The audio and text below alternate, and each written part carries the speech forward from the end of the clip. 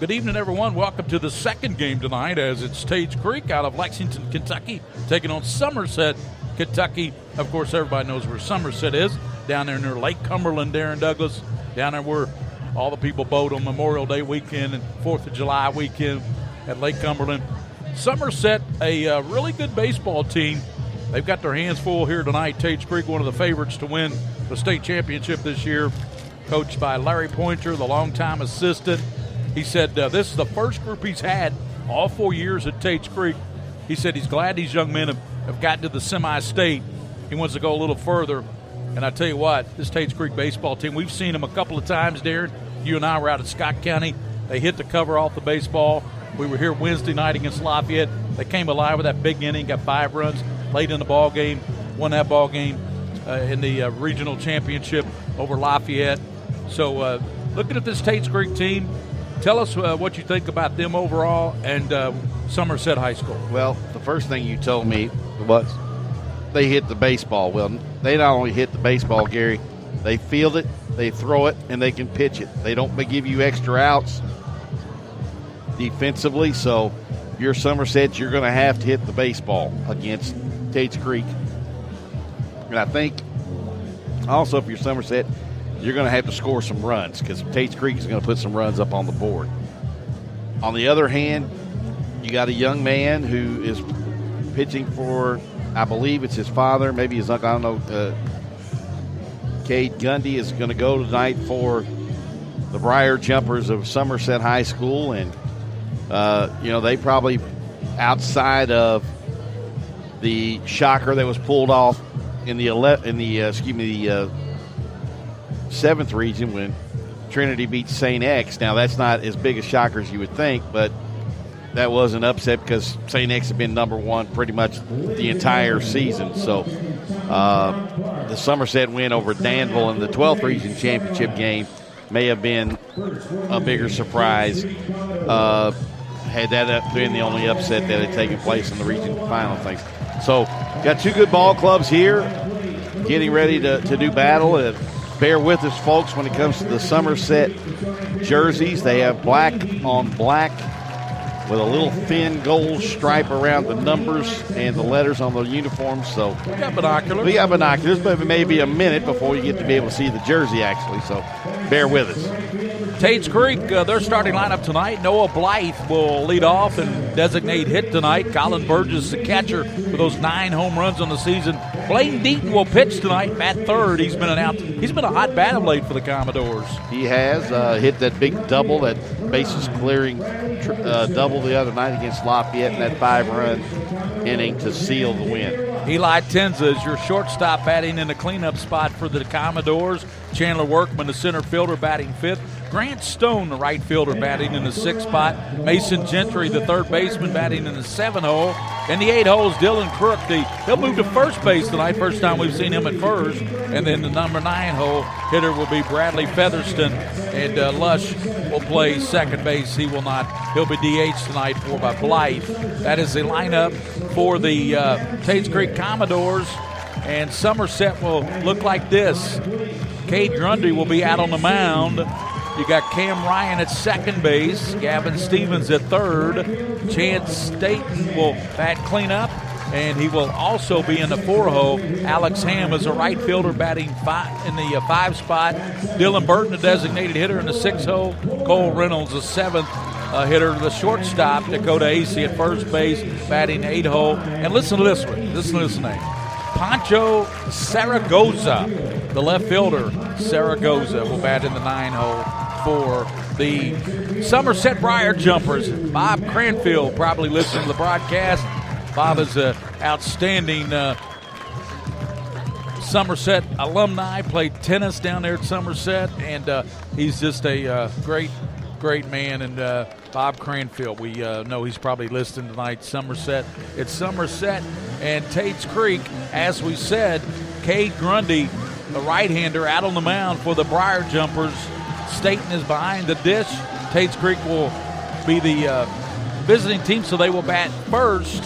And we said it'll be Blythe, Burgess, Deaton, Tenza, Workman, Stone, Gentry, Crook, and Featherston for the Commodores. And Darrin, what do you expect in this ball game between Tates Creek and Somerset. Well, let me tell you about the sophomore right-hander on the middle of the diamond for the Somerset Briar Jumpers. It's Cade Grundy.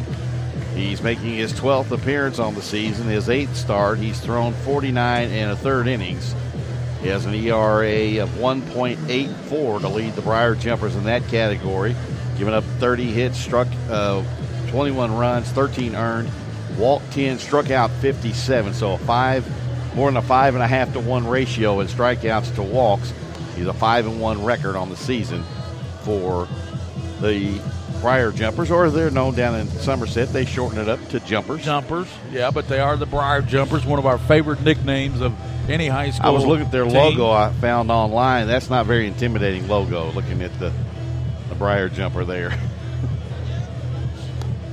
But nonetheless, they are here after a 10-9 win over Danville in the 12th Region Championship game. Catcher Staten fires it down to Reynolds at shortstop, and we're just about set for baseball. Digging in will be Tates Creek's Noah Blythe, the designated hitter. We saw what he could do the other night, Tuesday night, over at Scott County. He led off the ball game with a blast to left field that was a no-doubter. Yeah, it was, I think, the 4th pitch of the at-bat, and when he hit it, it was a line drive rocket that got out of here in a hurry. Gary Ball with Darrin Douglas and William Warfield, the king of stream. Thanks for tuning in tonight. And Cade Grundy, we got a little reaction there from William, didn't we? I don't know what that was. I don't know. Grundy pitch and chop back off the plate.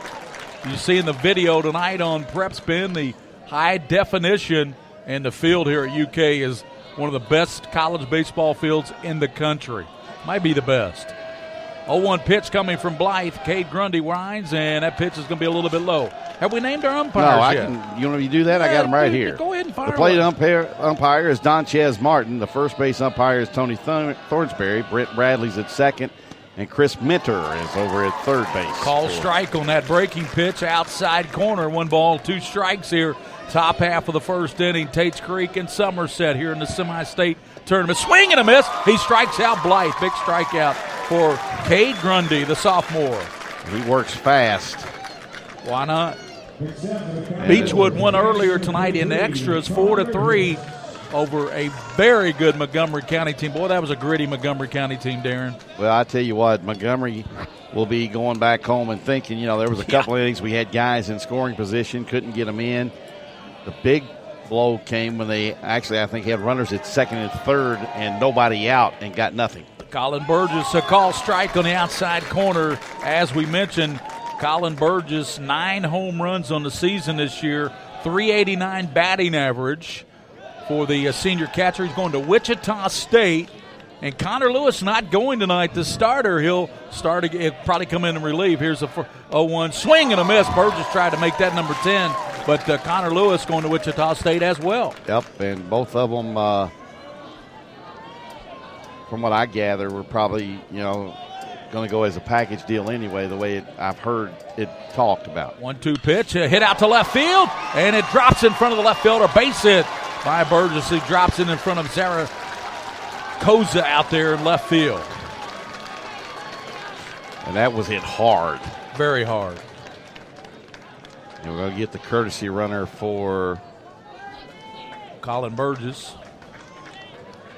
Griffin Prince will be the courtesy runner for Burgess, the catcher. Tates Creek gets the first base run of the ball game, 1 out. And Prince running for Burgess out at first base. Brings up Blaine Deaton. He'll be the pitcher tonight. Left-handed hitter. Boy, he's got a good stroke. He's also the Commodore that gets the call for the start tonight. Over second base. It's a base hit. I was talking about his good stroke. There it is. Gets it over second base for the base hit. Blaine Deaton, as Prince moves down to second, the runner for Burgess. Now you got runners at first and second. And this, as have we said, this is a good hitting Tates Creek team? Yeah. But here's the thing. Somebody says, why isn't Prince at third base on the ball that was hit to kind of right center field? That was a rocket. You didn't know the second baseman was going to jump up and grab the ball. He had to hold and wait to make sure the line drive got through and over the second baseman. Eli Tenza, the shortstop, runners at first and second for the Commodores here in the top half of the first. No score here at the semi-state tournament at UK's Kentucky Proud Ballpark. Got a good crowd in here for this second game. Got a good crowd earlier tonight for Montgomery County. and Beechwood. Runners at first and second. Grundy's pitch, and that's going to be ball. Just skirts away a little bit from the catcher. No advancement down at second. Yeah, Prince could pick up the baseball to find out where it squirted away from Staten. Prince at second, running for Burgess. Deaton at first. Here's the pitch, and that's going to be a call strike on the outside corner to Eli Tenza. Runs the count, 1 ball, 1 strike, 1 out. Trying to get a double play ball here, Darrin, and get out of this inning. 1 out. Blythe struck out, leading off this inning. 1 out. Runners at first and second. Pitch hit out towards center field. Center fielder in front of it, and it bounces in front of him. He was frozen out there. I don't think he picked that up off the bat. Bases loaded. With the backdrop, waited back on it, and the bases are loaded now for Tates Creek. 3 straight hits after the first batter of the game struck out swinging. They're loaded with Commodores. Tates Creek 31-7 coming into this game. Yeah, the center fielder may not have picked that up off the bat, not only with the background, but the fact that home plate is completely bathed in shadow and center field is still in sunlight, and he's shading his eyes right now. For one, he's probably too deep out there. Possibly. I mean, that's Death Valley out there in center field. Now he's moving closer. Yep, that is Matt Bolin, the center fielder for Somerset. Call strike on the outside corner. Cade Grundy has got to really bear down now. He's got the bases loaded, 1 out for Somerset here in the top of the first. Tates Creek has the bases jammed, and at the dish is Chandler Workman, the center fielder. No balls, 1 strike. Pitch from Grundy, and that's going to be a call strike. Boys really coming with the heat now, Darrin. That was about as 85 miles an hour, as fastest pitch. Yeah, he's bowling his neck right now. He knows he's got to get an out somewhere here if he can't roll up a double play ball. No balls, 2 strikes, and pitch swing and a miss. Boy, good pitching there by Grundy. So strikes out Workman. He has struck out Blythe, 2 outs. Both of those strikeouts. In between those 2 strikeouts, Blythe with a base hit, Deaton a hit, and Tenza with a base hit. Burgess got to start it all with a big base hit. And all 3 hits on a line and have been hit hard. Brings up Grant Stone, the right fielder, 255 hitter on the season. Bases juiced. Here's the pitch, and that's going to be a ball high, ball a little bit outside and a little bit high. 1 ball, no strikes to Stone with Mason Gentry on deck for the Tates Creek Commodores here in the first inning. In front of a good crowd here tonight. Big crowd. Kentucky Proud Ballpark, home of the UK Wildcats. Pitch, swing and a miss. Stone couldn't catch up to that. You see that on our videos, our camera, and you see the sun starting to splash into the pitcher's just got the sun right in his eyes, but in another inning or so, it won't be there, will it? 1-1 pitch, and that's going to be a ball high. Just missed. And Grundy said, I don't know about that. That looked pretty good from here where we're sitting, but we are to the left of home plate and probably a good, 250 feet from it? At least. Here's the 2-1 pitch, bases loaded, and that's going to be a ball high. So if he walks this man, he brings in a run. You got to be careful with Grant Stone. Prince is down at third, Deaton's at second, Tenza's at first. Bases loaded. There's a pinch runner out at second. That's Taylor. And there's a check swing called strike. 3 balls, 2 strikes to Stone. I think Stone expected something off speed, and he got pure gas. 3 balls, 2 strikes, 2 outs here in the top of the first inning. Tates Creek has loaded the bases. 2 outs, though. Somerset trying to get out of this jam. Grundy checks in. Runners off and going. The 3-2 swing and a miss. He strikes him out. He struck out the sides. He got Blythe striking out, Workman, and then Stone. 3 hits. They leave 3 men on bases. We go to the bottom of the first. No score. Tates Creek and Somerset battling here semi-state on PrepSpin.com. Leading digital network, the Minky Beef Jerky Game of the Week.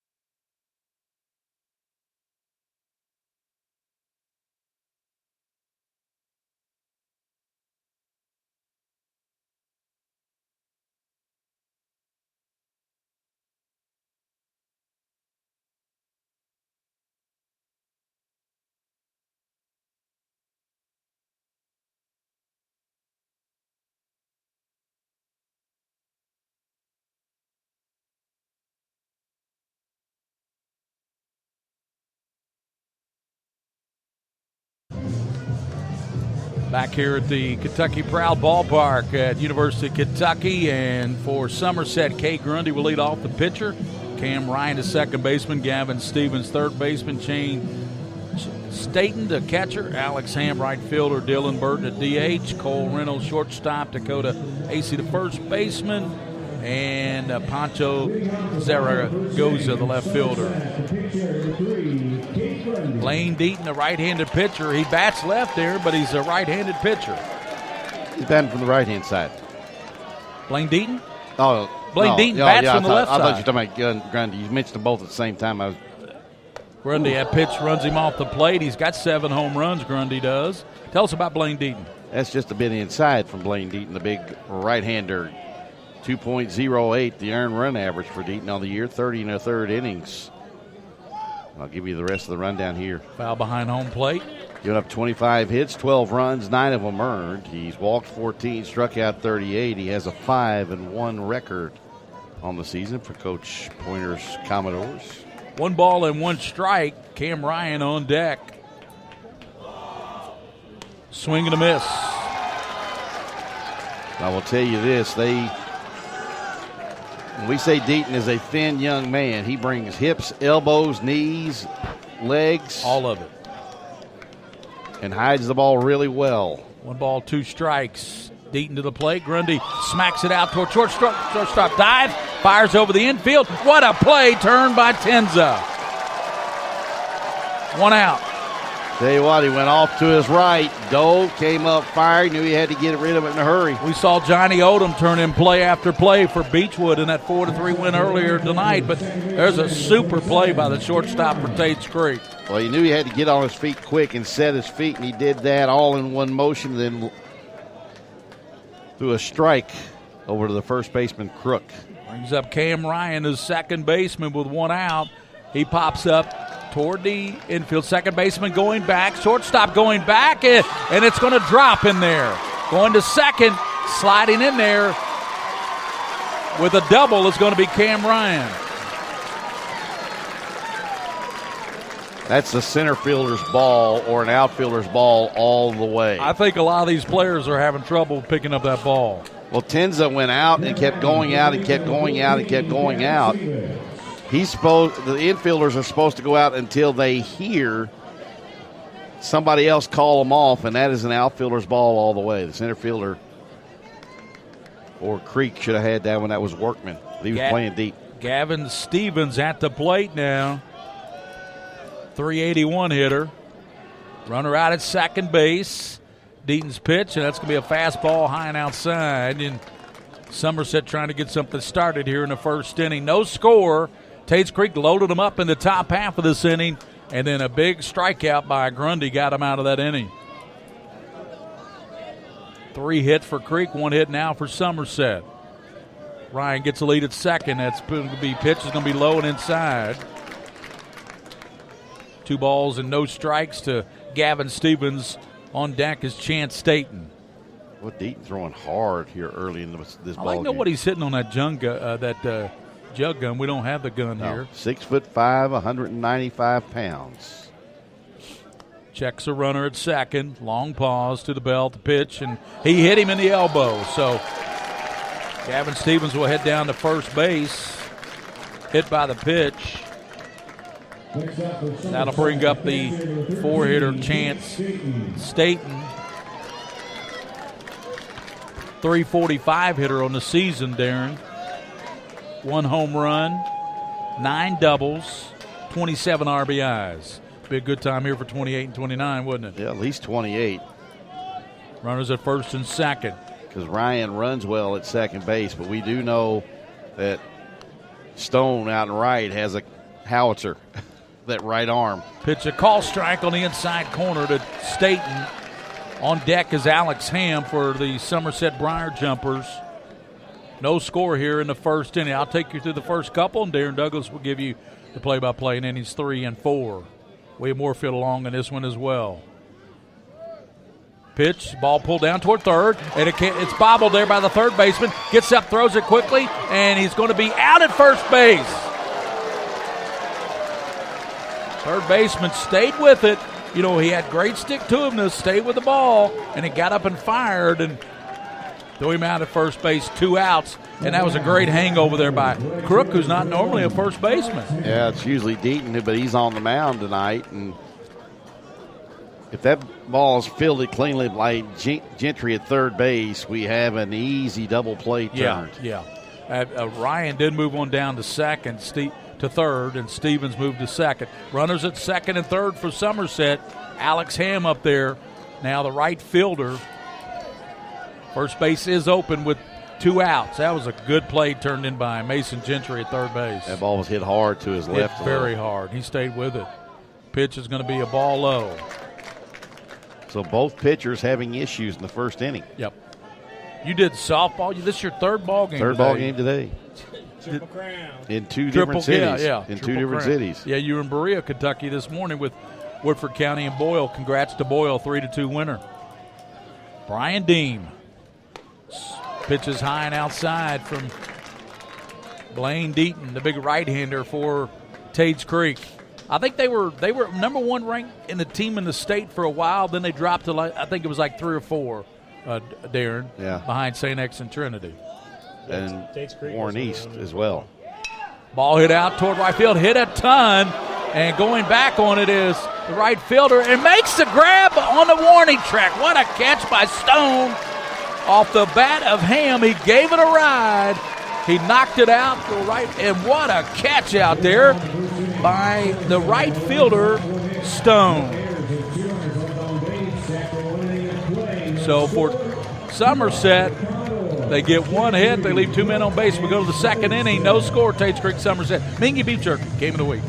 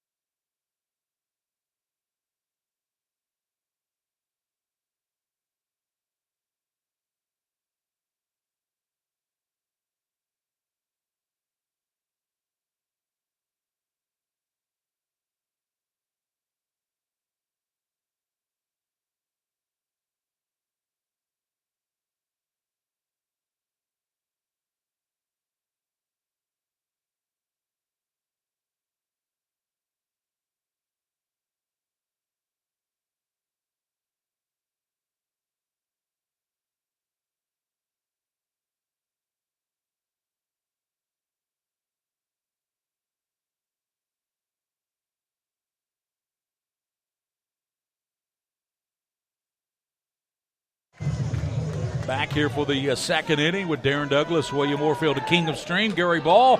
Second inning action, Mason Gentry, Crook, and Featherston. What a catch out there by Grant Stone. Yeah, that was a nice job of tracking the baseball and really not paying attention to the wall, because that's what a lot of young kids will go back there and try to feel for that wall too early and maybe take their concentration off the ball. Grundy fires to Gentry, and he can't check swing, and it's a called strike. 1 ball and 1 strike as Gentry leads off the second. Then it'll be Dylan Crook and Bradley Featherston for Tates Creek as they bat here in the top of the second. No score.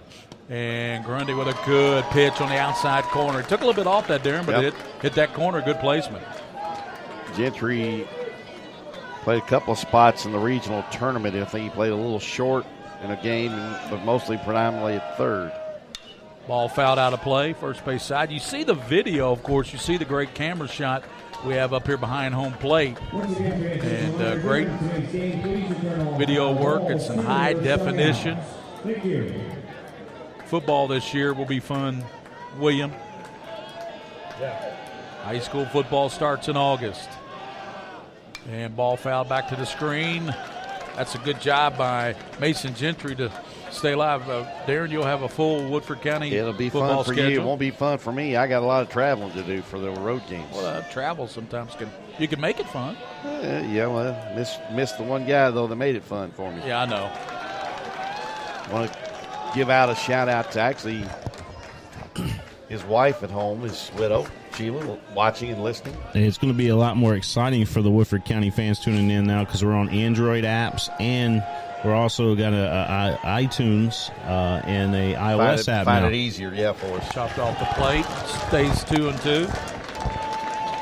I would try to tell them how to get on Mixler or PrepSpin to find us, and they'd go, do what? So I finally started printing up stuff and just handing stuff out to people if they'd ask. Second inning, Gentry, 2 balls, 2 strikes. Pretty good battle here between Gentry he's and Grundy. fighting hard up there. Swing and a miss. Change up. Got him Strikes with the out. pitch. That is 4 strikeouts already for Cade Gentry. Or Grundy, excuse me, Grundy. Gentry strikes out. Grundy with 4 strikeouts. I'm assuming he's the son of the coach, right? I assume so. That's his 3rd straight strikeout, too, by the way. Well, he struck out 3 in the first to get out of that inning, and then 3 gave up 3 hits. 1 out. Dylan Crook at the dish, the first baseman for Tates Creek. Ball a bit low in the dirt. Well, not dirt here. Kentucky Proud Park. I think it looks like crushed brick, but you guys called it something else. Sports turf. Sports turf? Yeah. Yeah, it's just turf. Just turf. Turf. It's called sports turf. Okay. That's the name of the company. Gotcha. Here's the pitch. Fouled out of play down the first base line. And if I'm not mistaken, a former University of Kentucky football player from many moons ago had something to do with the company Sports Turf. They're actually out on Leestown Road. Yeah. Didn't a UK former player that had something to do with it? Right across from the cemetery. They're doing East and West Jessamyn's football fields right now. They also did Douglas's football field. I'm so glad they're doing West really good football field. That field needed to be replaced. It had lived out its ball hit life. up the middle, base hit. Good job of hitting by Crook. Crook does a nice job. Went with a pitch outside, laced a single right up the middle, right toward the second base bag side, and so he's on base. That's the 4th base runner to reach on base and the 4th hit for the Commodores here in this second inning. 1 out brings up Featherston, the left fielder. Somebody asked me on Wednesday night if we were doing too many, talking about Tates Creek hitting the ball. The guy's name is Vesio. So Featherston, the number 9-hole hitter. Noah Blythe on deck, the leadoff hitter. Strikeout victim back into first. Crook gets the lead at first. Pitch is going to be a little low. I tell you, Grundy, as you said, Darrin, does not waste any time. He works very fast out there. Rocks and fires. A right-handed version of Tom Browning. Browning was one of the quicker workers in Major League Baseball for his career. Grundy, that's fouled behind home plate, out of play. I mean, there are 3 things that Tom Browning will be remembered for, theoretically. 4th, it should be that he worked quickly. One was he broke his arm by throwing a pitch against the San Diego Padres. The other is he threw a perfect game. And another, he was in the outfield of the Chicago Cubs. He was actually across the street across on top the street on top of the drinking a beer. And got with some Reds fans and actually got caught on television. And got fined by Davey John or Lupinella, who did not find that very funny. How much was it? I think it was like $50,000. Oh, okay, 50. And that beer costs about what, $5? I don't know. We were in Chicago. It was in Chicago, probably $10 for. I wonder if it was worth it. Pitch is outside as Browning. If he had played football, would have been a place kicker. He was a little off. Yep. Place kickers are a little off normally. You're right.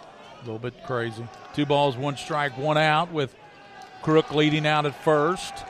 Being held on over there by Dakota AC. That's almost like a football name, though, isn't it? Oh, it sure is. Grundy's pitch and misses low. Well, he didn't miss by much, though. Nope. 3 balls, 1 strike. When he's missed, it's been close. He has to put men on base before he can start striking them out, it looks like. Yeah. He doesn't feel comfortable pitching from the windup. He feels more comfortable from the stretch. 3-1 pitch. Ball 4. Crook goes to second. Featherston goes down to first. Reaches on the base on balls. Get back to the top of the order. Noah Blythe. Here comes the pitching coach for Tates Creek out to talk to Blaine D. Somerset. Oh, for Somerset. I'm sorry. Yeah. Somerset. It's all right. The colors are kind of they're similar. throwing me off a little bit. And I tonight. looked up and I thought, man, State Creek wearing their black jerseys too? Yeah. But that's what threw me off. You threw me off, weren't. Darrin.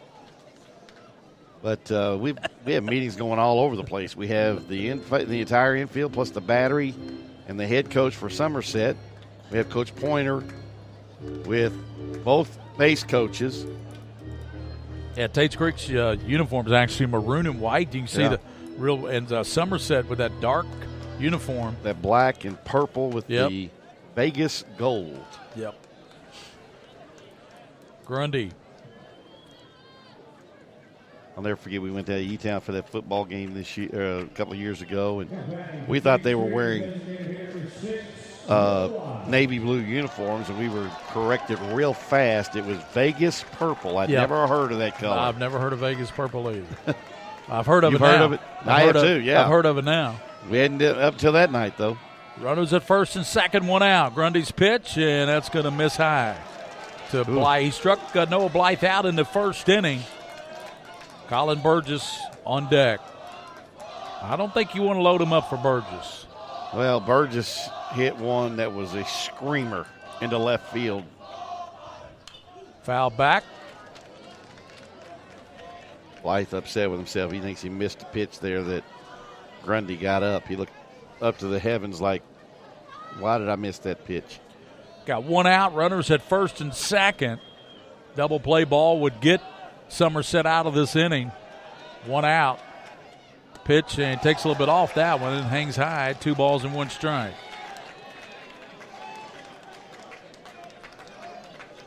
Tell you what, both offenses here in the inning plus have put both starting pitchers' feet immediately to the fire in this one, haven't they? Grundy.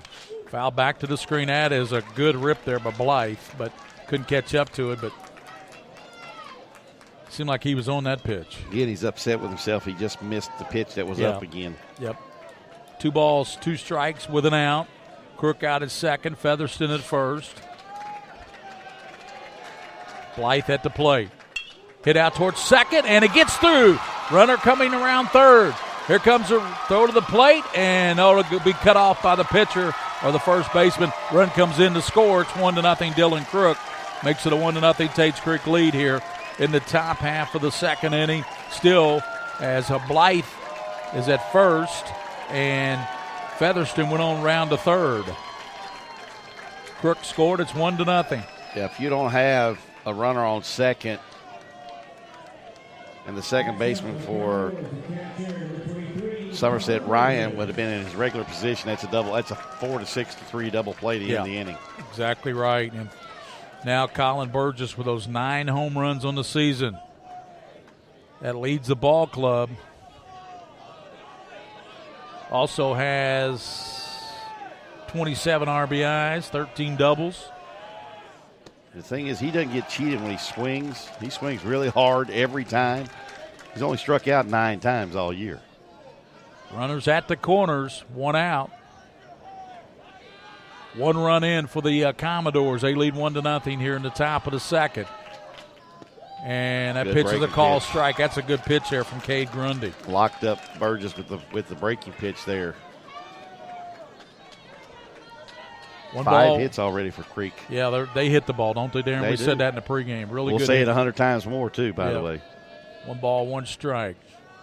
Nonchalant throw over to first base to chase Noah Blythe back, just to let him know, hey, I know you're over there. Tell you what, we've had 2 really nice crowds for these games. Outstanding. 1 ball, 1 strike, and swing and a miss as he gets Burgess to chase that one. Grundy already in this ball game with 4 strikeouts. Took a little bit off for of his that 5th. Too. Yeah, he did. That's what full Colin, I think. He had a nice arm motion with like a fastball and looked like maybe some kind of a breaking pitch. Came back with the same pitch. Strike on the outside corner, and he gets him looking. Burgess doesn't like the Wichita State commitment, does not like the call. That is 5 strikeouts in just 1 2/3 innings. That's all 5 outs have come via the K. Yeah, and the thing is, he has gotten himself into some trouble by throwing a lot of pitches in the first inning and 2/3. Yeah, I would think by the 4th, 5th inning we might have some relief work going out there for Somerset. Pitch to Blaine. That's in the outside corner to Deaton. Call strike. Deaton hits left hand, but as I said earlier in the game, he throws right-handed out on the mound. Diaz, the plate umpire, when he calls a strike with the left-handed hitter up, points down to the third base coaching box when he calls the strike. 0-1 pitch, and it's chopper down toward first, and the pitcher runs over Grundy and flips to first base for the third out. But Tates Creek, they get 1 run on 1 hit total. They leave a man on base as we go to the bottom of the second. Tates Creek leads Somerset 1-0 here on PrepSpin.com, the Mingy Beef Jerky High School Game of the Week.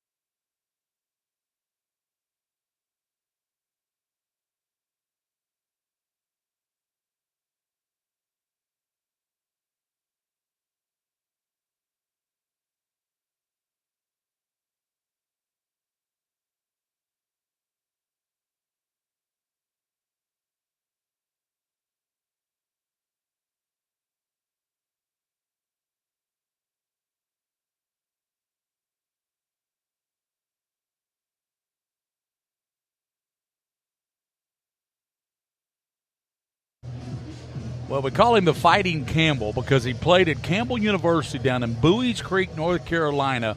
Ben Calvano. It's his birthday today. We want to wish him a happy birthday. You better not tell his birthday because he's a Fighting Camel. He'll come after you. Yeah, he's a Fighting Camel. Happy birthday, Benny Calvano. And happy birthday. And his Camels are in the NCAA tournament. Yeah. Pulled an upset, didn't they, to get there? Yeah, they won their conference, and I'm trying to remember. Ben will have to text me and tell me who they beat because I forgot who they beat in their conference championship. But they won 8-5. I do know that. So we move to the second inning. It'll be Burton, Reynolds, and Dakota AC for 6, 7, 8 hitters for Somerset. And they trail now. Look at that. Tates Creek 1 run on 5 hits. Somerset, they have the 1 hit, no runs here in the bottom of the second. Yeah, but Tates Creek has left 5 guys on inside the first 2 innings, and that's not a good start for them. If you left the bases loaded in the first, they left 2 on in the second and only have the 1 run to show for it. They've had runners on. That's not been the problem. It's been getting them in. Blaine Deaton for the Tates Creek Commodores, a right-hander on the mound, and he'll face Dylan Burton, Cole Reynolds, and Dakota AC.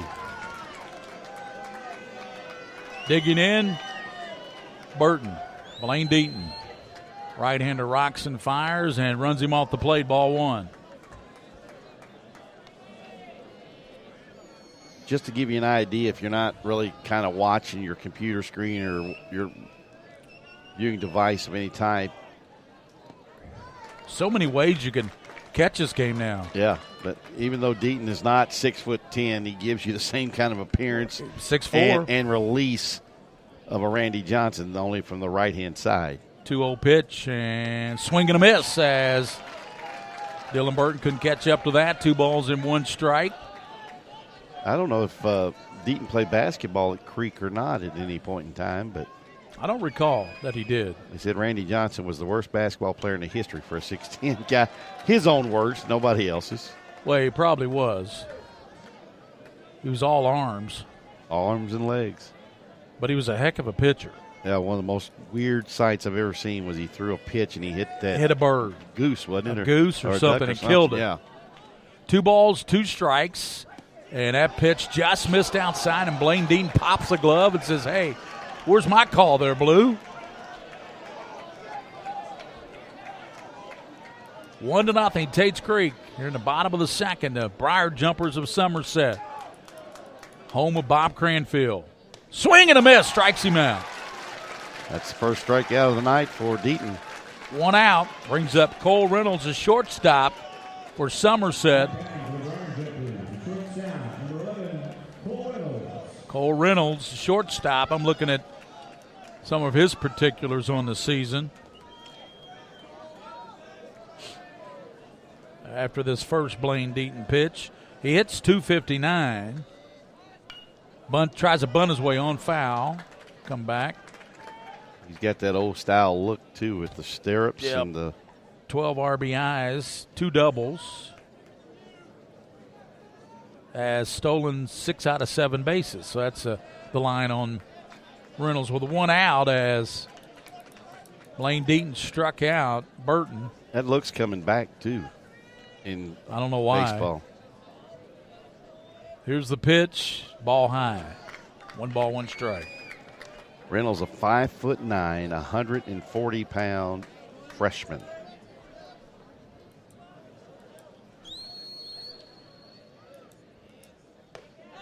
Strike on the outside corner. Boy, you could hear that pop that mitt from up here in the press box. You're watching PrepSpin.com.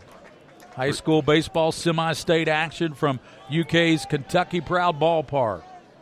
Campus of the University of Kentucky. 1 out here in the second. Somerset trailing Tates Creek 1-0. Foul back to the screen. Boy, Reynolds really after that pitch. Yeah, and it was up a little bit, too. You know, I was going to say the other night when on the broadcasting when we got occupied, but I'm so glad that the University of Kentucky decided to not name this stadium after anybody in particular, but it gives you the feel of the Commonwealth of Kentucky proud. Ball hit down toward second base. Lush Fields throws over to Crook for the out. So Reynolds goes out 4-3. There's 2 outs here. That's the first out he struck out Burton, then he got Reynolds. So Deaton, he had a rough first inning, but I tell you what, kind of settled down here right now. Ham really crushed that ball out there to Stone in the first inning. 2 outs. Dakota Acey at the plate. Swing and a miss. He wears number 55. Yes, sir. Any reason for that? Nope. I can only think of one baseball player in my lifetime that has worn the number 55. Here's the pitch. You'll tell us who that is? I couldn't stand him because he played for the Dodgers, and me being a Reds fan, guy by the name of Oral Hershiser. Man, he could pitch. He could pitch. He could pitch. But just because he played for the Dodgers, I didn't like him too much. Yep. Here's the pitch. Swing and a miss. Strikes him out. Second strikeout for the 3rd out of the 2nd inning. And William Warfield of PrepSpin.com fame and the King of Strings. What you got for us, William? Well, I was just curious if Darrin was referring to Walker Buehler as the new Oral Hershiser. Is that what you're talking about?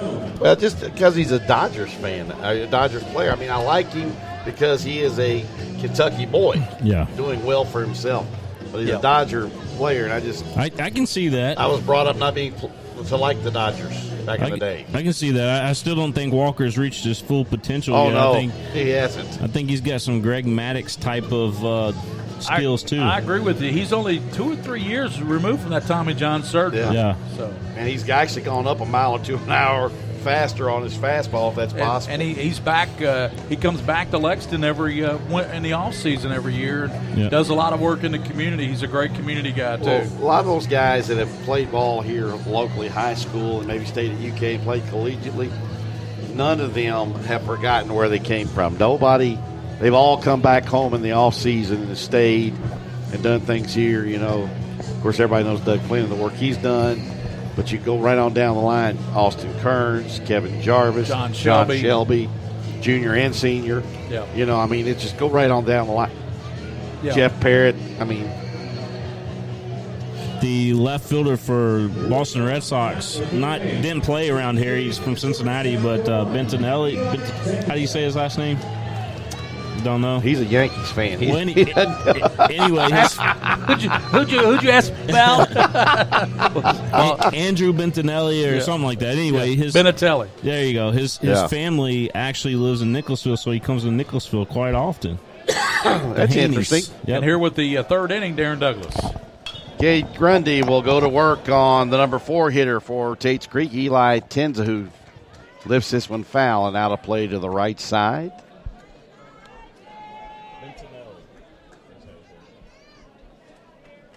I love that first name, Dakota Acey, the first baseman for the Briar Jumpers of Somerset High School. Their basketball gym used to be known as the Briar Patch. I don't know if it still is or not. The 0-1 from Grundy to Tenza is low and away. Ball one, evens the count, 1 ball, 1 strike. Tenza was the third consecutive single in that first inning, but Tates Creek unable to plate a run. Check swing goes down and away, and they'll check down to first, and Tenza went around, says the first base umpire, Tony Thornsberry. It's a joy watching these Somerset radio guys work over here. Oh, the one that was really funny was the Beechwood guy. I thought he was going to jump out of the thing when the game wasn't going right for his Tigers. Ground ball Base left hit. side, finds the 6-hole and into left field, and Tenza's 2 for 2. Not bad, not a bad day. That was what they call a 1,000 hopper that found the 6-hole between the shortstop and third baseman. And Like I Tenza said, aboard with a second hit. I don't think Grundy can pitch till he gets base runners on. He works better out of the stretch. Well, there's some pitchers now that start in the major leagues that pitch predominantly from the stretch formation, or the stretch position, I should say. Got some fans out in dead center field trying to battle the sun to see in. I guess that was closer to their car where they parked out there. Well, you got to park in the lower 40. We heard some people talking downstairs between games as Grundy throws to first and chases Tenza back, that they're going to knock some of these older buildings down behind us to our left and make some more parking closer to the venue. Pitch is down and away. 1 ball, 1 strike to Chandler Workman, who struck out swinging with the bases loaded for the second out back in the first inning. As Grundy struck out the final 2 of that first inning. Bunted foul by Workman, and it's 1 ball and 2 strikes. Very good ball game earlier today between Beechwood and Montgomery County. 4-3. Beechwood pulled it out late in extra innings, but that was a classic in front of a great crowd. Great crowd, very vocal crowd. We have a big crowd here, a little bit more subdued right now. This one fouled back. Doug Flynn had a great comment last night on the Reds broadcast. He was working with Marty Brandman. Marty asked him a question about who was the toughest pitcher he got. He said anybody threw a ball. Oh, come on, Doug. You can do better than that. I know. Bob Gibson. Yeah, that Doug ever batted off of. I know, Bob Gibson. I think Gibby had retired by then. He said the toughest batter. He not said in his early stages. He said the toughest hitter that Doug ever batted against, that he ever hit off of, was Steve Carlton. Not Nolan Ryan. Not some of these, Mike Scott or anybody like that, but he said. Maybe Doug didn't bat against Bob Gibson. I don't know. Doug came up in 75. Bob Gibson was retired, I think, in 72, I think. You sure? Let's Google Check that out. Let's Google that. Nonetheless, and William. Pancho Diaz Bob given Gibson, when did he retire from baseball? That's the thing about it nowadays. You can just Google We can Google it, but I think Bob Gibson was playing about. You might be right, though, Darrin. He was close, because I think he played in the early 50s and through the 70s, but I'm not sure exactly where. But I thought it was the early 70s he retired. I might be wrong. Okay. Well, Doug started playing, 75. He was a rookie. Doug was a rookie on the 75 Red Machine? Yes, sir. So it was he retired in 75, but he did. Okay. 1975. Here's a line shot into right field. Tenza had to hold and let the ball go past him. And the first 2 have reached with hits. And through the first 2+ innings, Tates Creek has 7 hits. And, oh, by the way, folks, this team can hit. Yep. They don't care who you throw out there. They can hit. They are a hitting machine. 7 hits here in the 3rd inning, and still nobody out. Nobody out. And they can hit you with a barrage of singles and just dink you to death that way, or they can hit you with a bomb with the home run like Noah Blythe did to start off the championship game. All different ways. First pitch strike on the outside corner to Grant Stone, who was a strikeout victim back in the first that ended the opening frame for the Commodores. But he made one of the best catches in this game, back up against the running into the wall out there in right field to save a couple of runs. Bunted back to the mound. Grundy will go to third to get the lead runner. That's all they'll have time to get. A poor bunt attempt by Stone. Bunted it too hard right back to the pitcher, Grundy. And the thing is, Gary, nice play by Cade Grundy because he came off the mound quickly and knew from the time he got off the mound where he was going to go with the baseball. Not one hesitation. So the out on Tenza, 1-5 for the first out of the inning. And it brings up Mason Gentry, who struck out to lead off the second inning after a pretty good battle with Grundy, and it's fouled back into the screen, 0-1. Yeah, he was a strikeout victim, the number 5 strikeout victim from Cade Grundy. One out here. They're looking for a double play ball. They have the shortstop right behind Featherston at second base. I'm sorry, it's behind Workman at second base. I tell you, behind on the count now is Gentry. No balls and 2 strikes with 1 out. On deck is Dylan Crook. He fell behind 0-2 in the first inning, or the second inning leading off, and fouled off several pitches before Grundy was able to strike him out. The 0-2 coming to Gentry. Strikes out for the second time swinging. 6 strikeouts already for Cade Grundy. 6 strikeouts through 2 2/3 innings for the sophomore. He'll have double figures in strikeouts if he stays in the game 5th and 6th inning. Tell you what, 2 of the better basketball players in the 12th and 11th or 12th and 13th regions down in that southern part of the state. This guy right here on the mound, a guard on the jumper basketball team, and a guy by the name of Reed Shepard over at North Laurel will be a freshman. I think that's a man by the name of Jeff Shepard and and a lady by the name of Stacy Reed. Yeah, you better collude her. They can play a little basketball. Yeah, she could flat pass the basketball. That's for sure. 1 ball, no strikes to Crook, who takes a strike to even the count at 1 ball, 1 strike. The Somerset radio guy up here keeps giving me the balls. I wonder if he's a former umpire. May have been. May have been.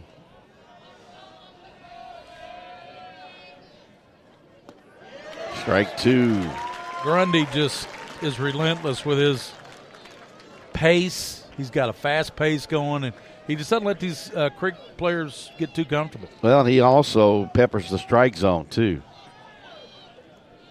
A ball and 2 strikes to Crook with 2 outs and 2 on. And he strikes him out swinging. 7 of them now for Grundy.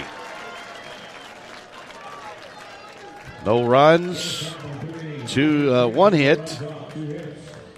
2 hits, I'm sorry. There were 2 left. We're through 2.5 innings here in Lexington on the Mingy Beef Jerky Game of the Week. 1-0 Commodores.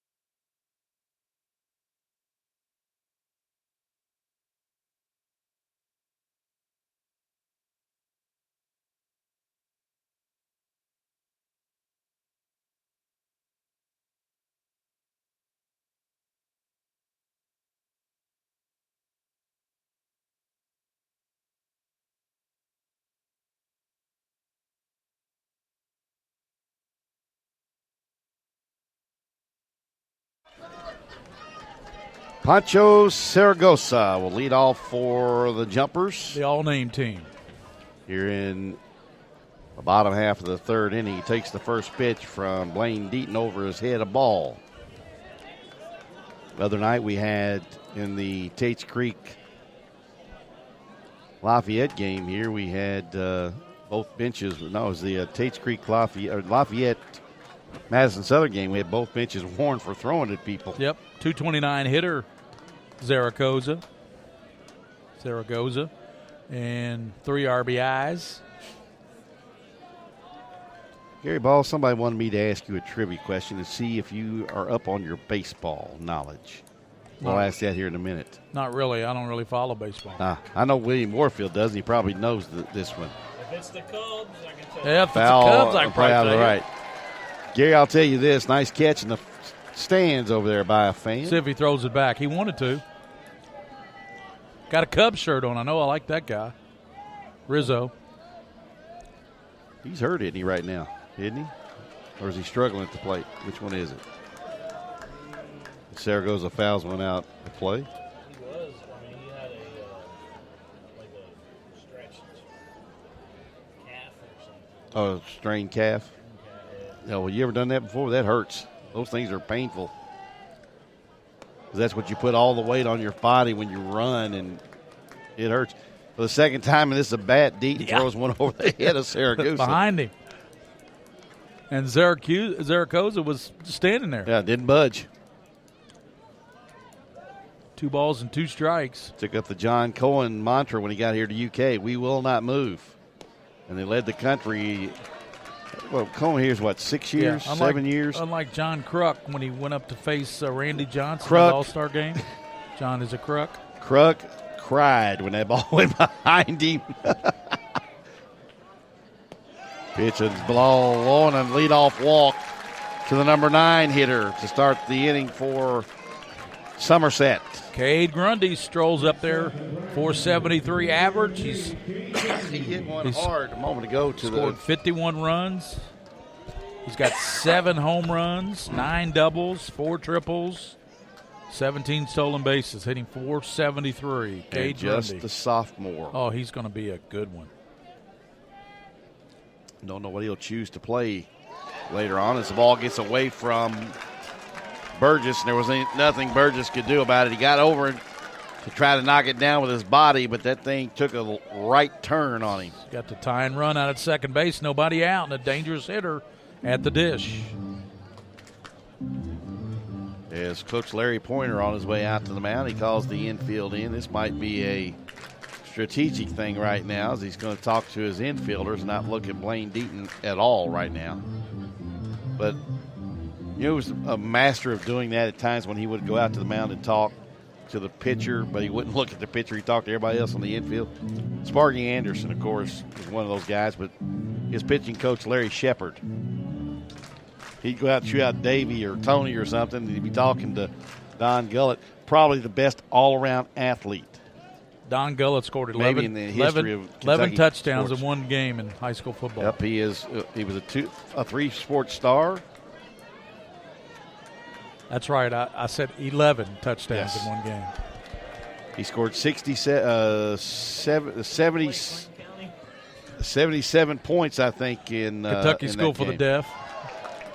He played up in northeastern Kentucky, up around the Ashland area. Can't remember the name of the high school. It's no longer in existence. A real small high school. Yep. Lynn, Kentucky is The where most he calls home. touchdowns I saw Sean Alexander score from Boone County was 9 touchdowns. Of course, he ended up with 53 his senior year, which is still an individual state record. Homer has the overall touchdown record, but Derek Sean Homer, has his single another season. Kentucky. Played for the Horsemen, the arena team that I did the radio for 6-7 years. Homer loved contact for a guy that was only about 175, 180 pounds, you know? Yep. Grundy chops one foul to the Somerset dugout. You know, I miss the Horsemen. 2 balls and 1 strike. I do, too. Arena football was fun. Because you had a pretty good quarterback for the Horsemen. We always had a great quarterback. We always had a good team. We made the playoffs every year. His nickname was Double E. Unlike the Bengals. That was my first press pass ever. The Horsemen. I had a little bitty camera. Whole lot of. I Well, we didn't know about the King of String back then. That's where you met Jonathan Hawks, right? Yeah, Miss J. Matter of fact, we have Tates Creek out here right now. Congratulations to Jonathan Hawks. He's got a team state champion. Oh, the Tates Creek. Congratulations, Jayhawk, my good friend. And he is listening to us this evening. And Jayhawk, you're right. It's pecan pie. Hey, they say everything that you do is just a step to where you're going. That was one of my steps to where I'm going. Yours too, Gary. Yeah. Think about it. Did the Horseman. We've all three started together sort of ways in different ways. I've joined William about 2 years into this thing on the internet. And we've all been together since. That's been a pretty wild ride. Swinging a miss and hung on to by Burgess to retire Grundy. Well, that was a tough out Took there. a little bit off of a breaking pitch, did Deaton. Oh, Grundy has a tough strikeout. His second strikeout, third of the game. Got two in the second. For Deaton. Boy, to get Grundy there striking out, that was a big out there for Blaine Deaton. Well, here's the guy who hit a pop-up into center field, shallow center field. It fell between three Commodores. He hustled his way into a double. Ground ball past third, and Chris Minter, the third base umpire over there, still quick on his feet. Camden Ryan, a 307 hitter, 1 home run. RBI, 17 RBIs, so pretty good little RBI producer. Not bad for the number 2 hole hitter. That means the guy ahead of him, Grundy's been getting on base quite a bit. Pitch is down and away from Deaton to Ryan. He was the count, a ball and a strike. 381 hitter Gavin Stevens on deck. Somerset with only 3 seniors on the roster. Pitch in the dirt. Burgess so good back there behind 2 the and dish. 1. So good behind the plate. Well, we get spoiled here covering a lot of our 11th region teams that we do over the years, and we've seen some dynamite catchers. Jackson over at Lexington Catholic was a good one. Over the years. He was a real good one. Who was the kid at Creek here before him? Mormon? Gregales was really good, too. Right after the kid after him. Gregales, yeah. This one hit into left a field, ton. hit deep. Going back to the left fielder. Foul ball. Just foul. Just foul, did Chris Minter say. And he threw his hands up immediately and said foul ball. That ball would have been out of here, too. Yeah, that was a home run if it stayed fair. The left fielder out there quickly was calling foul. Featherston said foul, but I tell you what, nobody had a better look at it than Chris Minter. He's going to come down and talk with Pancho Diaz. Let's see what they say here. This is a big call here. Early in this one, in the bottom of the third. That was that section of the park here we couldn't see, and they said foul ball.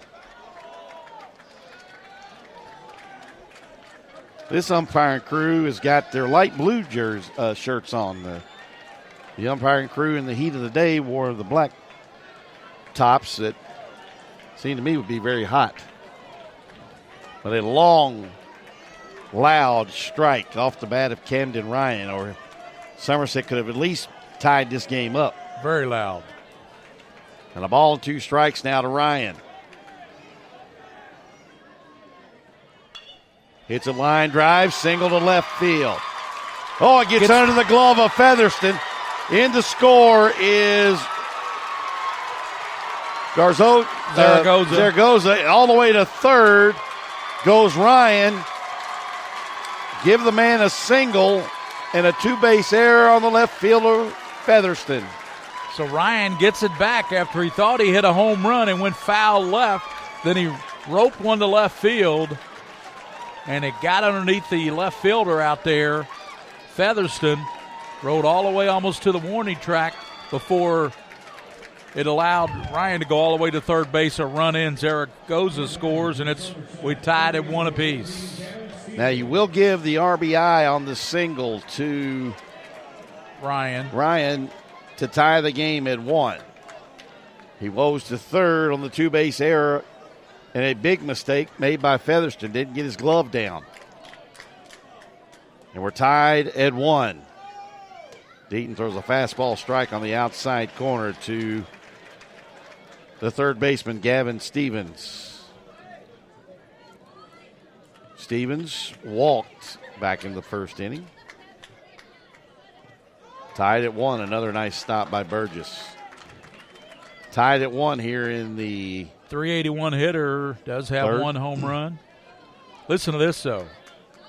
35 RBIs. That's tops on the club. Breaking pitch outside corner from Deaton. A good one. A ball and 2 strikes. 36 would be very big right here. Yep. 1 run, 7 hits, an error for Tates Creek. 1 run, 2 hits, no errors so far for Somerset. They got the go-ahead run down at third. This one hit to the second baseman. Lush over to Crook. Boy, he did a good job of looking the runner at third back also. Ryan. That was an interesting look. Creek with. I'm surprised, though, the ball hit to the right side. He wasn't running. Well, they brought the infield in, which was a look you don't get early in a ball game, especially in a tie game. 1 out. Yeah. With 1 out. So you got 2 outs now, and still that go-ahead run down at third. And at the plate is Chance Staten. So Staten now, he is 0 for 1. A ground ball to the third baseman, Gentry, who he hit a rocket. Gentry knocked it down, was able to throw him out. That's the play where Gentry stayed with the ball. It got away. It bobbled a little bit, but stayed with it, threw it over, and got him out at first base. Yeah, sometimes you got to stick with it. Stick to him. Sometimes you got to take it off the body, too. No doubt. Swing and a miss, actually foul tipped, and that caught a piece of Burgess. You know, I used to play some softball back in the day with Matt Calvert, and that man could flat hit a softball. He could. Now. He could kill it. And if you didn't think Matt Calvert was competitive, he was competitive. Oh, boy. You should have seen what I saw at times. He was very competitive. What I saw at times. Yeah, he was very, very competitive. I mean, he was in college when I knew him, so yeah, you know he was competitive in college. He didn't want anybody to get a higher score than he got on a final or an exam. He was so competitive. And didn't he want was anybody to beat him. Very good student. Mm-hmm. That's why he ended up being a teacher. Yesterday would have been he and Sheila's 38th wedding anniversary. Oh, my goodness. So, again, we lost him way too soon. Yep. The 1-2 gets away from Burgess. Here comes the go-ahead run, and he'll score. Actually, that should be a pass ball. Looked like Burgess got a little lazy and just stuck the glove over there and didn't get over far enough. Blaine Deaton certainly wasn't happy, but Burgess doesn't usually miss them like that, and that's the second run. It's 2-1 now. Somerset on top of Tates Creek here at the state semi-state. We'll have the semifinals and the championship next Friday. Friday and Saturday, right? Friday and Saturday at Whitaker Bank at home of the Legends, and that'll be on the KHSAA TV network. Strikeout swinging by Stevens. If I'm not mistaken, didn't the softball tournament go on at the same time the baseball tournament does? Yep, same How day. are you going to do that? They don't overlap. Oh, okay. The games that we're broadcasting don't overlap. Well, we get a hit, a run, and one huge error. Guys, I want to take the time to thank Kentucky Orthodontics and Invisalign, Doctors Durbin, Morris, and Gardner. They got a special with us right now on PrepSpin. If you mention PrepSpin and you need braces or Invisalign, they'll give you $1,500 off your total. That's the Kentucky Center for Orthodontics, home of Doctors Durbin, Morris, and Gardner. They'll take care of you. Just tell them that PrepSpin sent you and you'll get your discount. Braces.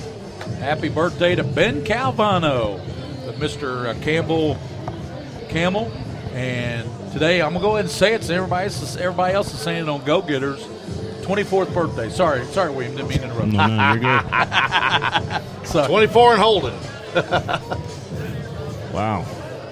That's half of Darren's age. He's catching up to you, Darrin. He is, man. I tell you what, I realized just how old I was when I went to my 30-something high school reunion in the fall. I'll tell it, I'm not ashamed. 35 years out of high school. But in all seriousness, we want to thank all the fans for tuning in today. We got a lot of feedback coming in on social media, and we appreciate it. Yeah, we do. You know, we take the time to broadcast high school, so let William know on PrepSpin, on the Twitter page. It's at PrepSpin. Your Twitter is at PrepSpin, right, William? Or so let us know about what you think about our coverage. We enjoy bringing it to you. So here with the fourth inning is Double D. Thank you, Gary. As we get back to action here, Grundy throws a first pitch foul, backing out of play by the guy who would like to reach base because he committed a huge error, which led to a pass ball, and Somerset having that one-run lead as we play here in the top of the fourth, and that's Featherstone. Featherstone, after a single, misplayed the baseball, and it rolled all the way to the wall behind him, allowing Ryan to get all the way around to third and then score a few pitches later on a pass ball of Burgess. This one hit in the air to right field. Ham going over, and it's Somerset's a fine baseball team. Don't you think they're not? I mean, they're leading Tates Creek right now here in the fourth inning, 2-1. This is a good baseball team, Somerset. Briar Jumpers. And I want to remind everybody, we talked about this off air before the game, but the 12th region has had a lot of success over the last 10 years. West Jasmine won it all. Mercer County's been to the championship game.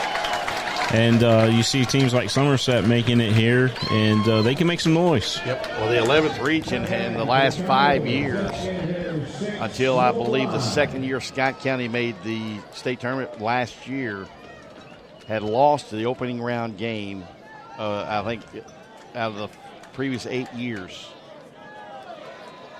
7 times. Yeah, and after early on when they moved it to Whitaker Park, or where the Legends play, a lot of success by the 11th region winning state titles. I mean, I'm going to go back here and tell you all these state champions in the early 2000s, and you won't believe this. Okay, in 2003, Dunbar won a state championship. 2004, Lafayette got to the state championship. Right. Chaz Rowe couldn't throw, so they lost. 2005, LCA won the state championship with Gary Kruger and company. Fly ball to right side. Let's see if he can get to that in foul territory. AC over there. What a grab. 2006, Lexington Catholic. 2007, Dunbar won the state championship. 2008, let me go back here. I'll think about that one. I'm not sure. 2009, it was Central Hardin in that. Yes. And 2010, it was Harrison County, another Central Kentucky team. That 2007 Dunbar team, I remember going to that. That was the first championship game that I went to. Thomas Royce was the pitcher for Dunbar. Yeah. University of Louisville, yeah. And by the way, 2012. Woodford County. 2015, I know it's not a 11th region team, but 2015, West Jasmine won it all. It's a ground ball second. Over to AC, and Burgess is retired. And the first 1-2-3 inning of the ball game recorded by Cade Grundy. So 3 up and 3 down. We go to the 5th. Gary Ball back on the call with the 5th inning on the Mingy Beef Jerky High School Baseball Game of the Week. No.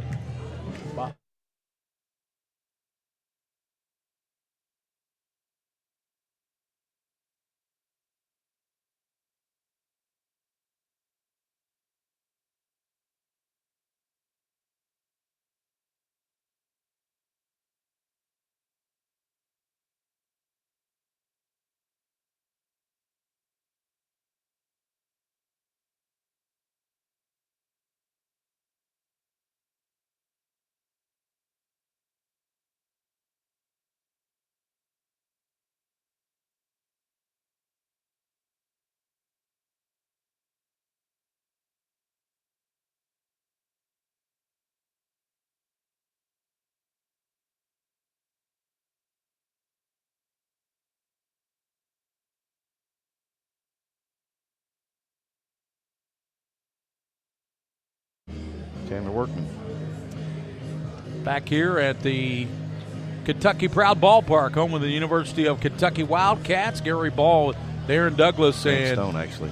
we got a new pitcher in for the Commodores, and is that the Grant Stone, number That 2? sure is. 2.07 ERA. He's pitched in 23 2/3 innings, given up 17 hits, 8 runs, 7 of those earned runs, walked 10, struck out 31, has a record of 0-1, 2.07 ERA. Grant Stone, Somerset leading 2-1 here. And Darrin, you got another half inning to work here, buddy. We got it's bottom of the 4th. It was one of those situations where I got so caught up in what was going on. But it will be Somerset batting here in the bottom half of the 4th inning. It'll be Alex Ham, Dylan Burton, and Cole Reynolds for the jumpers. Ham ran the right fielder Stone into the right field. Blaine Deaton has moved over to first, Yep. of course. And Crook has moved to second, where he normally plays, Yep. which means we have a new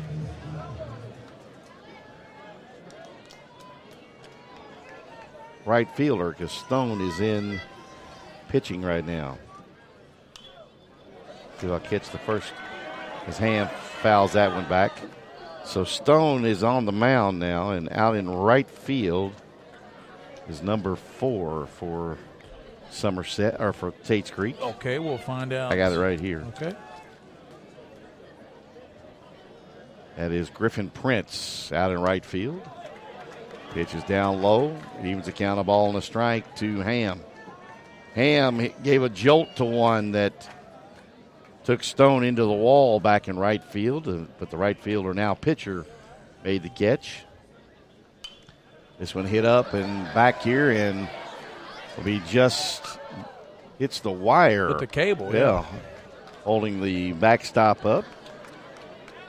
You know, as I look here, we see the screen here in front of us where it normally is, but it goes all the way down past the chairback seats on both sides of Kentucky Proud Park. Foul tip into the mitt as Burgess holds on, and there's out number 1. So Stone gets his first strikeout of the first batter. He faces Ham. That brings up the next batter, Dylan Burton, the designated hitter. Burton struck out swinging, leading off the 2nd inning. We're in the bottom of the 4th. Somerset leads by a score of 2-1. They only have 2 hits, but they made them count. First Look pitch at strike. the lights here at this new ballpark.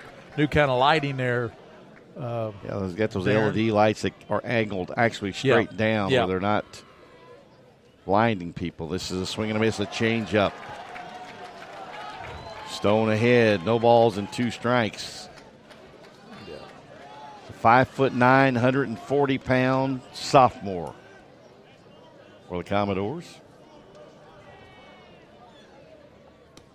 Pitch is outside. Somerset leads 2-1 here in the bottom of the 4th with 1 out. 1 ball, 2 strikes to Burton, the number 6 hitter. The 1-2 just in the dirt, 2-2. Cole Reynolds on deck for Somerset. Swing and a miss. Back-to-back strikeouts to begin his night of work. So he gets the 5 and 6 hole hitters, Ham and Burton. Now Cole Reynolds, the shortstop, up, and if he strikes him out, he would have struck out the sides here in the 4th inning for the Commodores. Stone looks like he could fit probably 2 more players in those pants he's got on. They're so baggy on him. He's so small. But look at that arm. He's got a really live arm, doesn't he? He does have a live arm for a small fella. Another small fella that had a live arm. What's his name? It was Pedro Martinez. Didn't Pedro come up as like a 148-pounder to the major leagues with the Expos? And over, a 20-year career, didn't gain but 10 more pounds the whole year. Ball on the strike. Strike. The 12 will be coming at you. 2 outs here. Bottom of the 4th. With Tell you what, I like the changeup that Stone has implemented along with this fastball he's got. Yeah. Here comes the 1-2. Fastball strikes out the side. This one looking. Wow, rung them up. Impressive for the sophomore. Not only can he play defense in the outfield, but look here, I can hurl it on the mound too. Straight up, three down. And we go to the fifth now with Gary Ball coming back here to Kentucky Proud Park for the Mingy Beef Jerky High School Game of the Week.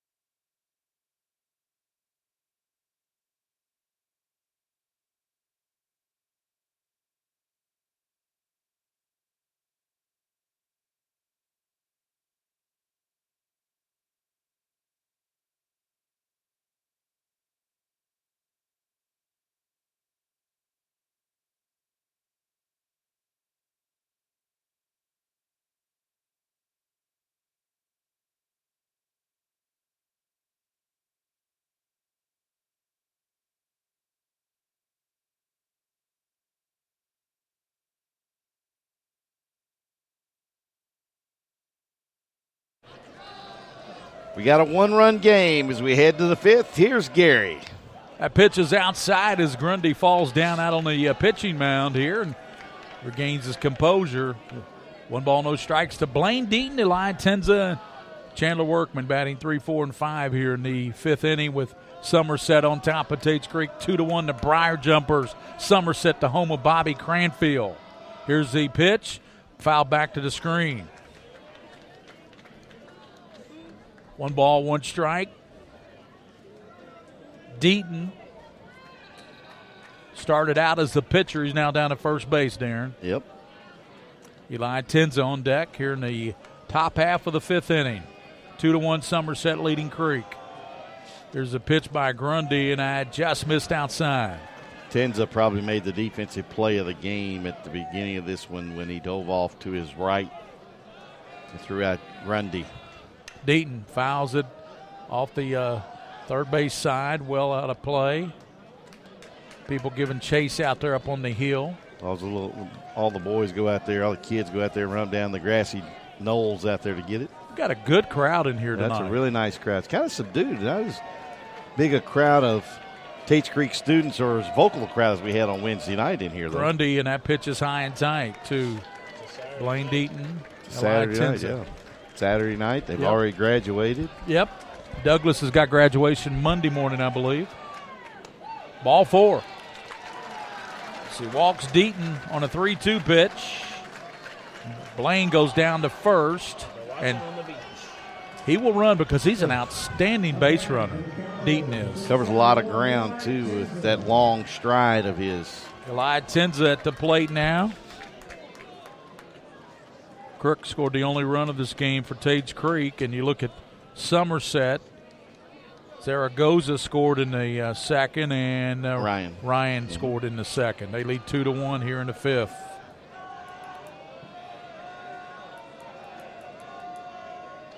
In the third, that was. Swing and a miss. Tenza couldn't catch up to that pitch. Yeah, he tried to knock the cover up. Tried to golf it. Yeah, with that baseball. And Blaine Deaton reached first on a base on balls. He goes back to the bag there now and been held on there by Dakota Asa. You like that name, don't you? Yeah, I love that name. Somerset leading, and there's a Grundy pitch. Just missed outside. 1 ball, 1 strike to Tenza. Chandler Workman on deck for the Tates Creek Commodores out of Lexington, Kentucky. 11th region team against the 12th region. And that's going to be a strike on the outside corner. As William said, William Warfield, the king of stream, 12th region has enjoyed a lot of success against the 11th region. Well, they've just had enjoyed success in the state tournament. Yeah. 11th region has struggled at times. Ball gets away from the catcher, and Blaine Dean goes down to second. And he'll go into second, round second, but with the wild pitch. Yep. So base hit now will tie this up. Tenza hit 2 balls and 2 strikes. Workman on deck here in the top of the 5th inning. The winner of this game will get Pleasure Ridge Park, a 9-8 winner in 8 innings over Taylor County. 9-8. What a great ball game, and win extras. That's what happened here earlier today. Beechwood went extra innings to defeat a very good Montgomery team, 4-3. Went 8 innings. We had a 14-1 game in the semi-state number 1. McCracken County over Hoptown 14-1. So the Mustangs move on. They'll take on Rowan County at 5:30 on June the 6th. How about this game? This was a dandy at Morehead State University. The Bulldogs of Hazard over Corbin, 2-1 in 10 innings. Strike 3. He strikes out Tenza, looking for the first out. The runner out at second. So PRP a 9-8 winner. Yeah. Round County beat Lawrence 5-0.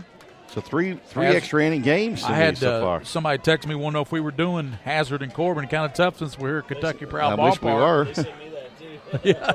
10 innings in that ball game. At least people want us to do it, right? Yeah.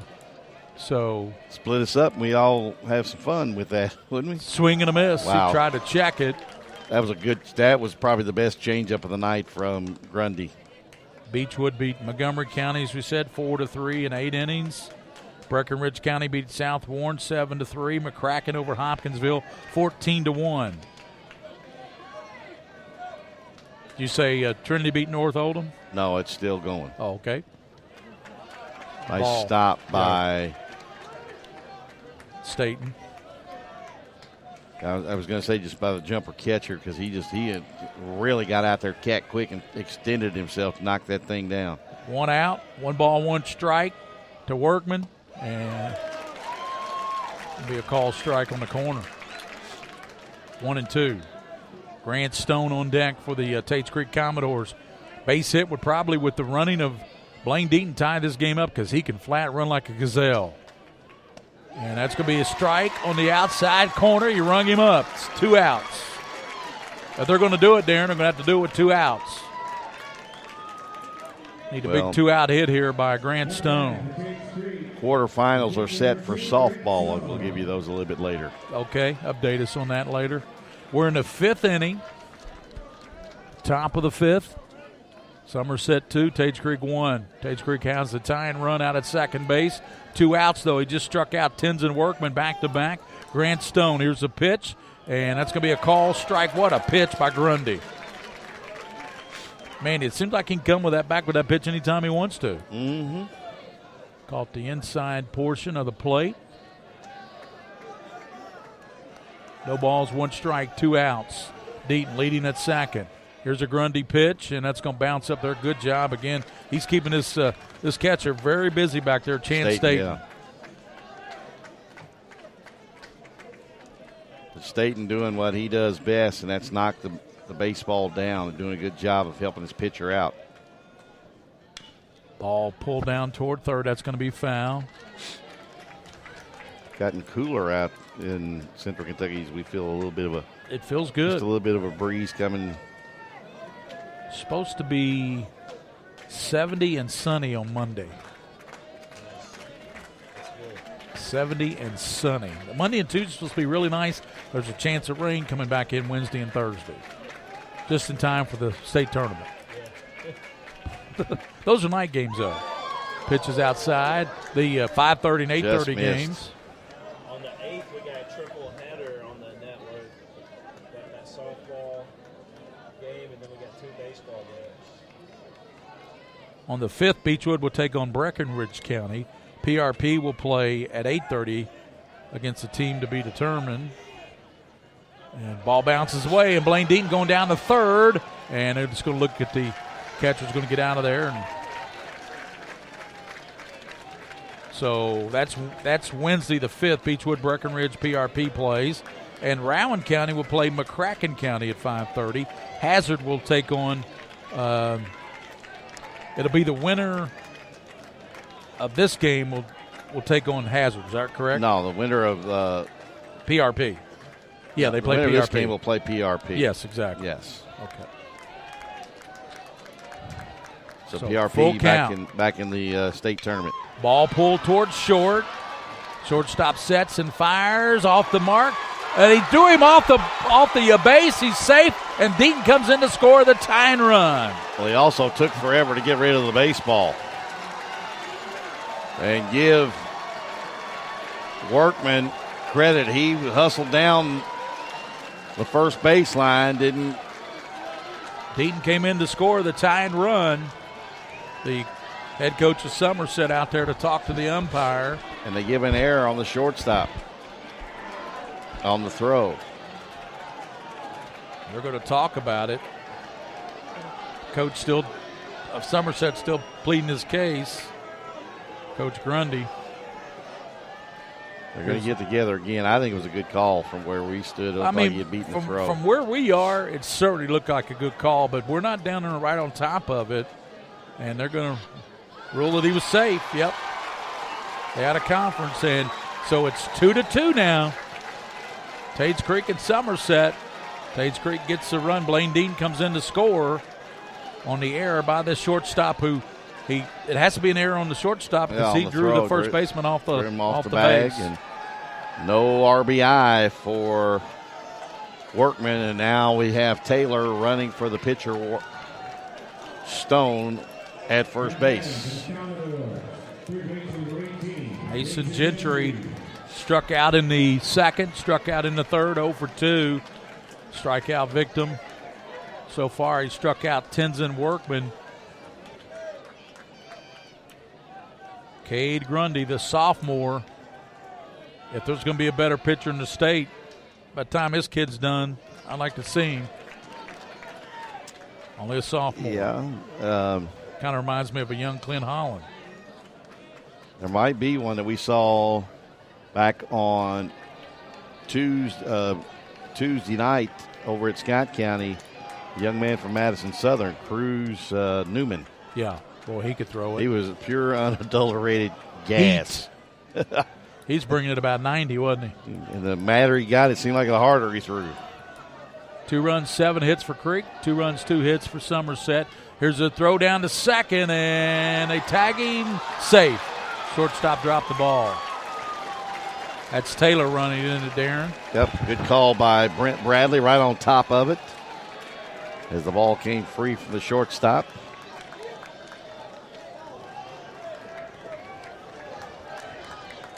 Trenton Taylor with the stolen base. He's at second, the go-ahead run.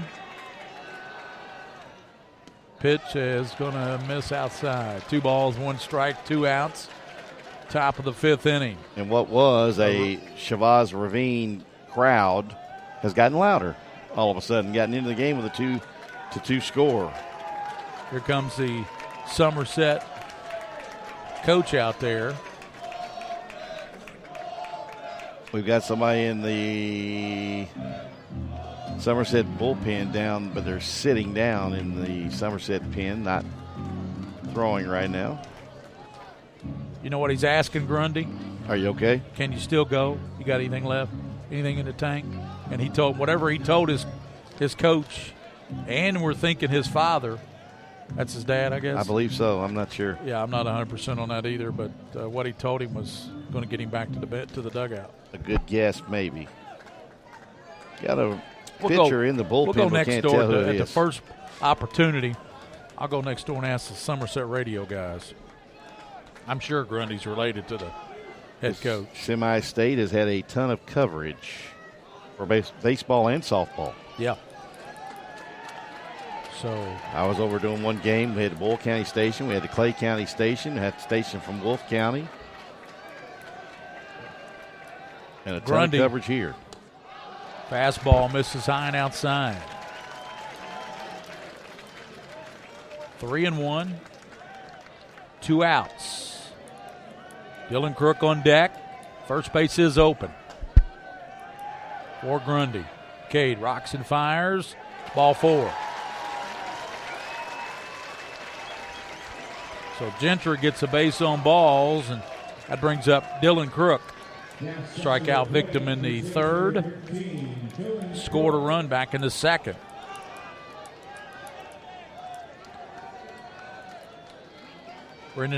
Bradley Featherston on deck. 3rd walk of the night for Grundy to go along with those 7 strikeouts. Grundy runners at 1st and 2nd. 2 outs. Pitch, and that's going to be a call strike. Good breaking ball that time by Cade Grundy. Yes, it was. Whoever the young man is, he's not got his back turned to me, so I can't tell his number. He's doing a little equipment repair in the bullpen. Now he walks back towards the coach in the pen. That pitch just missed. Draws a lot of oohs and ahs from the Somerset crowd. Got about 500 umpires down the left field line, Somerset folks. Still 1 ball, 1 strike. Foul back to the screen. 1 ball, 2 can't pick strikes. up the young man's number down there in the bullpen for the Jumpers, but whoever it is, he's ready to go if needed. William Warfield, a King Stream, making it look good and sound good here at Kentucky Proud Ballpark. 2-2 ball game. Great game. Pitch hit out towards short, and he's going to run to the bag and touch it himself. Good job there by the shortstop Reynolds to retire Dylan Crook. 6 unassisted for the 3rd out. 1 run in for, we're tied at 2. 2 runs, 7 hits for Creek. 2 runs, 2 hits. Somerset coming to bat in the bottom of the 5th inning. 2-2 ball game on Mingy Beef Jerky, game of the week. All right.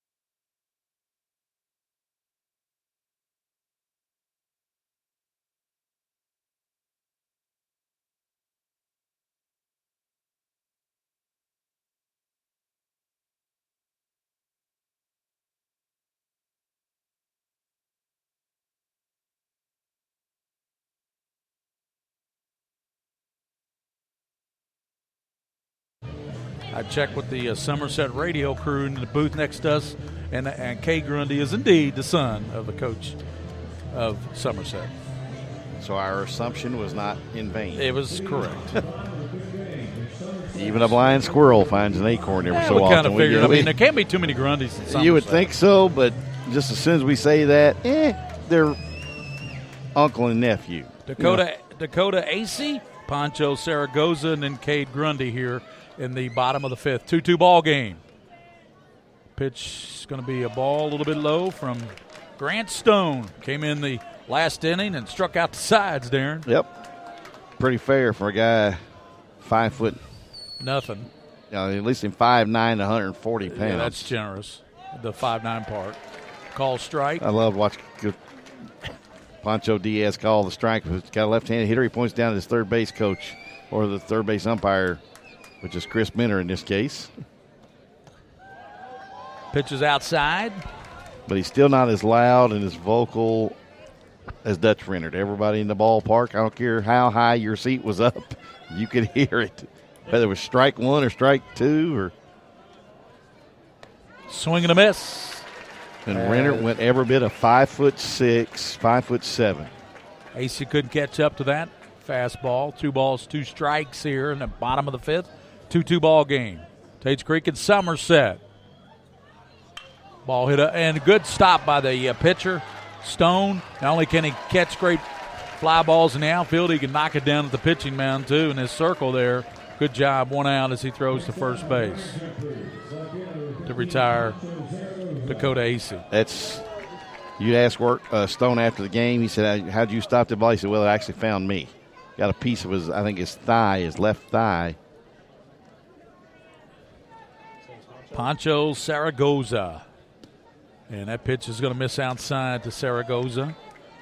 Cade Grundy, the son of the head coach of Somerset, on deck. And Donchez Martin. Ground ball chopped. Tell you what, we've had 2 really good played games, 2 really highly contested games here. I think let's give the umpiring crews, because they've had some bang calls on both sides here. 1-1 pitch, and that's going to be ball low. Got some shout-outs, fellas. We got, of course, Gary Durbin is tuning in over there while the Legends are playing. He is always listening to us. Mike Webster's watching. He says he's just coming back from the Murrayfield Memorial Golf Tournament. He's watching. And also somebody that goes by Swamp Donkey on YouTube is also watching. Oh, boy. I don't want to touch that one. That scares me. Swamp Donkey. That scares me. Yep. Thanks for watching, folks, and we appreciate your letting us know. Swamp There's a hit Donkey. as he's hit in the back, as Zaragoza will go down to first now as he's plunked in the back by the pitch. And that'll bring up Cade Grundy. Folks, that's not an easy thing to do, to take a pitch, whether it be on your back, your elbow, or whatever. I got to give Taylor Salee, a player for Whitford County softball, she had hit 15 times this year in her junior year. I just pointed out she was probably leading everybody in the state, and doggone, she didn't get hit with the next pitch. Call strike to Grundy at the dish. 1 out. No balls, 1 strike. Zaragoza getting the lead out at first base. Held on by Stone. Pitch, and that's going to be a call strike. Pitch. On the outside corner to Grundy. I'm sitting over here looking over William's shoulder at this picture that we have that we're sending out to our viewers out there. That is an absolutely gorgeous. That's like a major league man. picture. I'm telling you. Major league ballpark, because it is Kentucky proud. Ball outside, throw down to the outfield, gets through, and coming to third on the throw goes to center field. Here's the throw in from over there, and going to third base is Zaragoza. He stole second. The errant throw allowed him to go to third. And now, if you're Cade Grundy, you can help your cause at the dish. That's the go-ahead rundown. This game very much earmarked a little bit like that Beechwood game earlier with Montgomery County. We've evidently had a couple other games across the state, and the semi-states the same way. We had another 8th-inning game, or a couple of 8-inning games down in the western half of the state. We have a 10-inning game up in Moorhead this afternoon. This is the way high school or baseball should be played when you get this deep in a tournament. Swing and a miss. Held on by the catcher. So Grundy strikes out. For the second time tonight. He didn't strike out much this year. That brings up Cam Ryan, second baseman. He'll try to deliver a big 2-out hit here, 2-2 ball game here in the 5th inning. Grundy had only struck out 15 times coming into tonight's game. Ball bounces up there, and I tell you, if you're Tates Creek, you want Burgess to be very careful back there behind the dish. Yeah. This board lights up well, doesn't it? It's like a Christmas tree, green and red. I see the bright red there. A little bit of blue up here at the top. Yep. Our levels, there's this call strike. To Cam Ryan, who just missed a 2-run home run back in the 3rd inning that caused a whole bunch of controversy.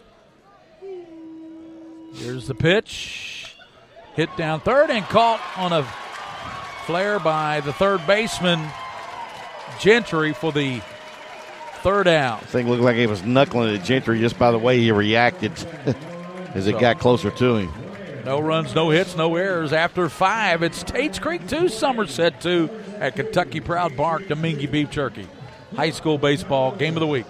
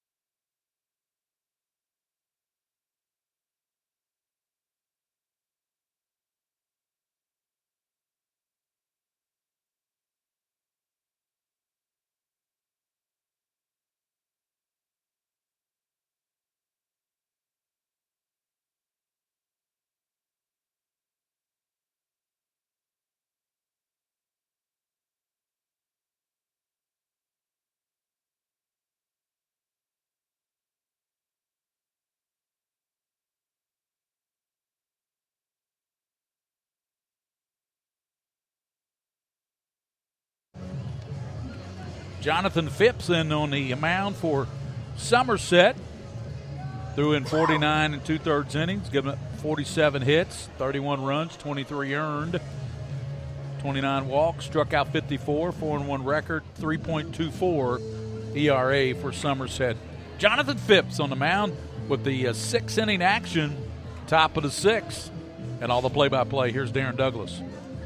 Phipps not much bigger than Stone, the right-hander going right now for Tates Creek. Phipps 6 foot, 145 pounds, and a sophomore.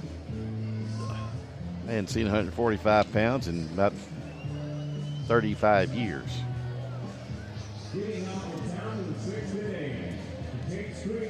Want to remind everybody that the state baseball tournament gets underway June the 5th. Across town at Whitaker Bank Ballpark, home of the Lexington Legends. And one of these teams trying to get there to take on the Panthers of Pleasure Ridge Park, who just seem to keep winning.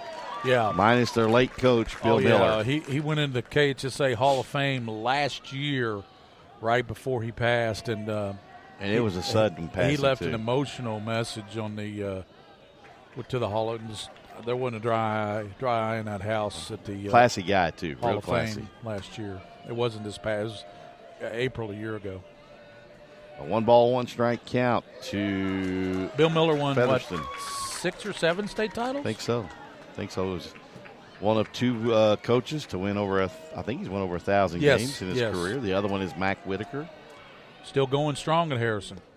Who's retired about 3 times over the last 5 years. Had another 30-win season over there at Harrison County. 30-9, and got knocked off in the 10th region by, I believe, Campbell County. Got him pitch off the inner half of the plate, 3-2. Yeah, I think it was Campbell County, and then Montgomery County just thrashed them. I think 11-0 or something 12-0, yeah. 12-1, something like that.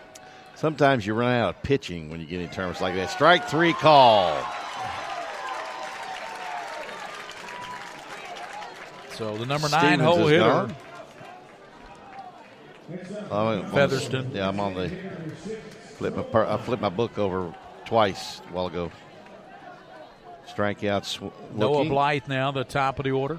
He is 1 for 3, a strikeout, a single, and a pop-up into foul territory to AC at first. Nice bunt by Blythe, stretch by AC, and his foot just came off the bag, and a nice play by AC as he stretched and came up with the short hop throw from his third baseman. I'm going to give Blythe a hit on that. Yeah, I that's might an be infield wrong. hit. Yeah. They did on the screen already. All right. That's the thing about Blythe. Came up and hit one over in Georgetown about 295 feet. More than the that. Next time up, he came up and dropped the bunt down and went maybe 16 feet. That bomb was about 350 feet out to left center. As far as his was hit, in the second game that night, Austin Blake of Lafayette hit one I think might still be going. Yeah, they're still looking for that ball there in Scott County. The 8th hit of the night for the Commodores, but we are tied up at 2. 2 runs, 8 hits, 2 errors for the Commodores. 2 runs, 2 hits, and an error for Somerset. That's what it looks like on YouTube. Yeah, looks great. 1 out in the bottom of the top half of the 6th inning, I should say. The pitch is high, 2-0 now. 8 hits to for Burgess. 8 hits for the Commodores. 2 runs, 8 hits, 2 errors, and 2 runs, 2 hits, 1 error for Somerset. The 2-0 coming. Swung on, ground ball short. To second for 1. On to first, double play, inning over. That was a well-turned double play out there in the middle of the field for the 4-6-3, I believe it was. Darrin, and the second baseman flipped that to the short. 6-4 to 3. 6-4-3. Yep. Stand corrected. He faces the minimum, does Phipps, in the top of the 6th. We move to the bottom of the 6th. Still tied at 2 on the Minky Beef Jerky Baseball Game of the Week.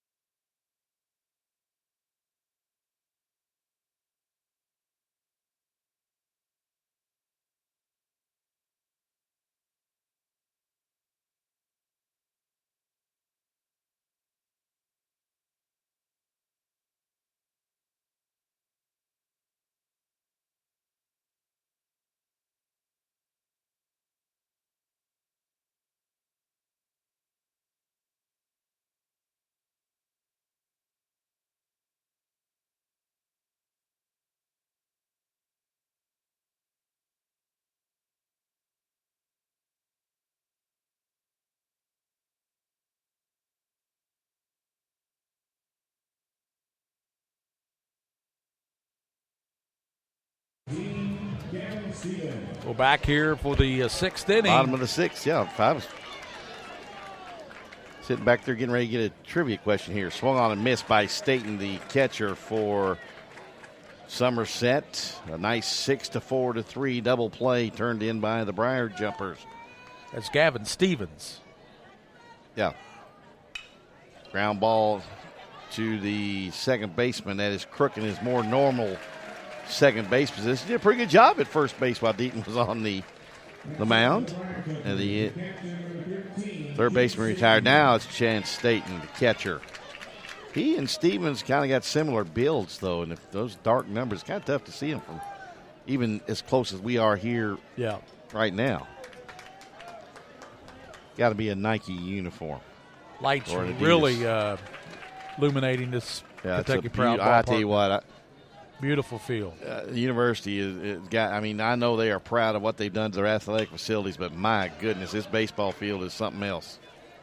A 2-hopper to Tenza, it's short, and there's 2 gone in the inning. Brings up Alex Ham, who's 0 for 2. A fly ball to right that Chase Stone back to the fence in straightaway right field, and then he struck out swinging when Stone came out on the mound for his first inning of work in the 4th when Stone struck out the 3 batters he faced. Pitch is high to Ham. 1 ball and no strikes. Somebody just texted me and asked me if I'd forgotten about the trivia question. I said, or the softball matchups, and I said no. Pop up into foul territory and an easy 1-2-3 inning for Stone. We'll get to those softball here in just a second, to the softball scores, but right now I want to give a shout out to some of our sponsors here on the network. Definitely want to give a shout out to Kentucky Orthodontics and Invisalign. Remember that $1,500 special. If just mention PrepSpin, they'll give that to you off your total as long as you get Invisalign or braces over Doctors Durbin, Morris, and Garner at the Kentucky Orthodontics and Invisalign. I want to thank Bluegrass Orthopedics for all their support here on the network. Andrew Carlson, his great staff, and Bluegrass Orthopedics, proud partner of PrepSpin. Also want to thank the Scholastic Ball Report, of course, Gary Ball, getting ready to start the show back up here pretty soon. In August, right? Yeah, in August. Not too far away. And then also want to thank Roberts Insurance, Rafferty's. Whitaker Bank? Whitaker Bank, absolutely. Whitaker Bank, want to thank them. And who am I forgetting here? John Sims, I want to thank him. UPS Loop. Yeah, UPS Loop, UPS Kentucky Loop, UPSjobs.com, all that. Sutherland Chevrolet. Yep, Sutherland Chevrolet over there in Nicholasville, my neck of the woods. Yeah. And, You're a Nicholasville guy, and Darren's a for sales guy, and I'm a Lexington guy. That's right. By way of Florence, y'all. I've lived in Lexington for 20 years. Well, I know, but I just said you early when you were in Lexington and moved to Florence, right, and back to Lexington, correct? I saw the error in my ways. I give my Georgetown College partner, Jason Griefer, a hard time. He is from up in that area, and I call him a concrete monkey because he doesn't know about Barberville and y'all being more than one as Ewans. Blaine Deaton leads off, and a call strike And from guess what? We're in the top of the seventh, Gary. Jonathan Phipps here in the seventh inning. Relief for Grundy, and ball hit out towards second. Fielded and thrown over to first. One out.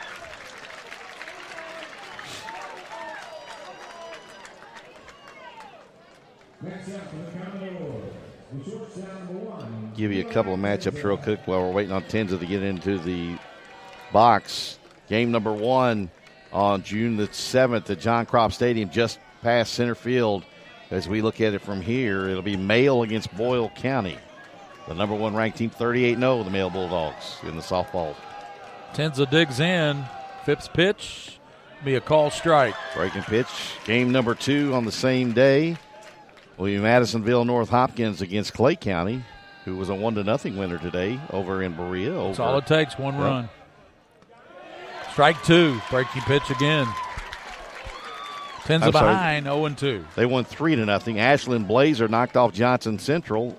They'll meet Warren East, the number two ranked team in the softball rankings. A 10-1 winner over Davis County. Ball hit out toward left field. Hit well. Left fielder going back, and it's up against the wall.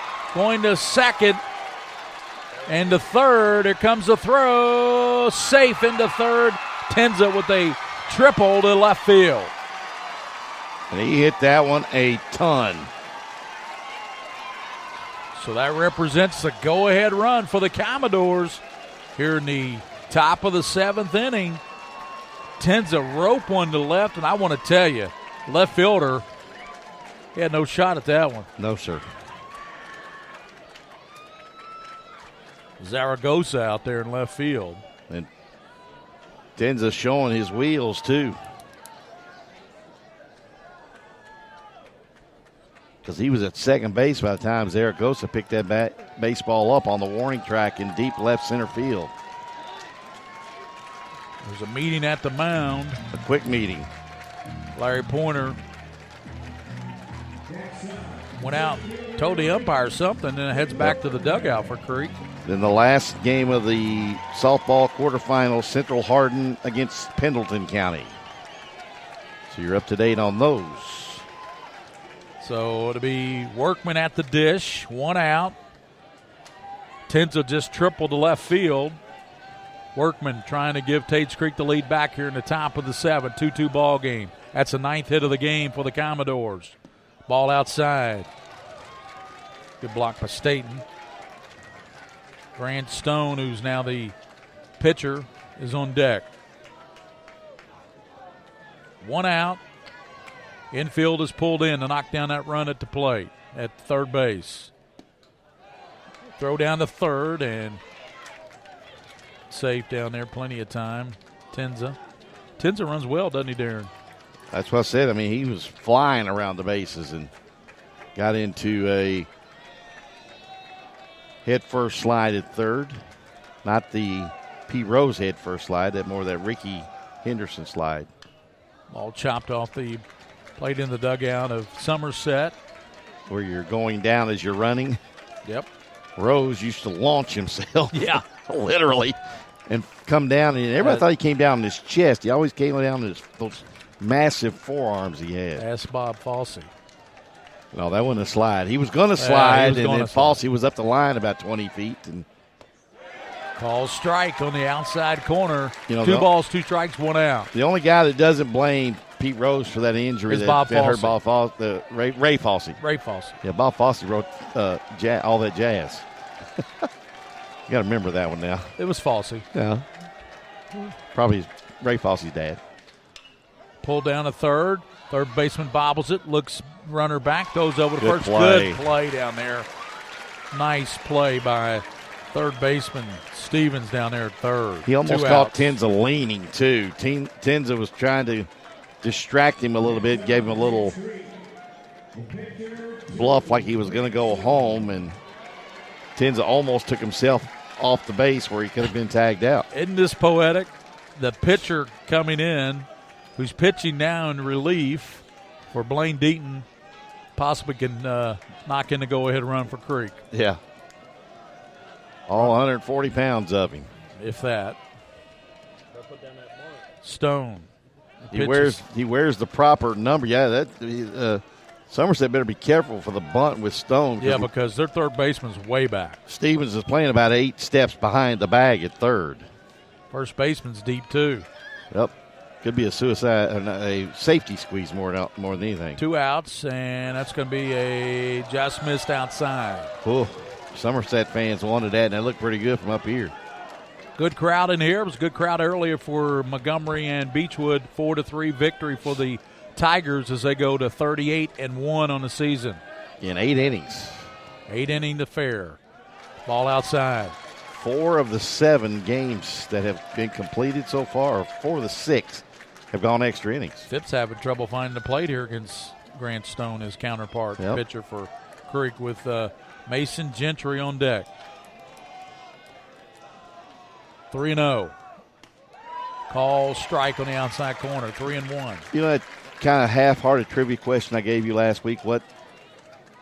Kentucky had only 2 players, or Kentucky's the state that has 2 players involved in the Spit only it player out, dying on the baseball field in a major league game. Ball 4.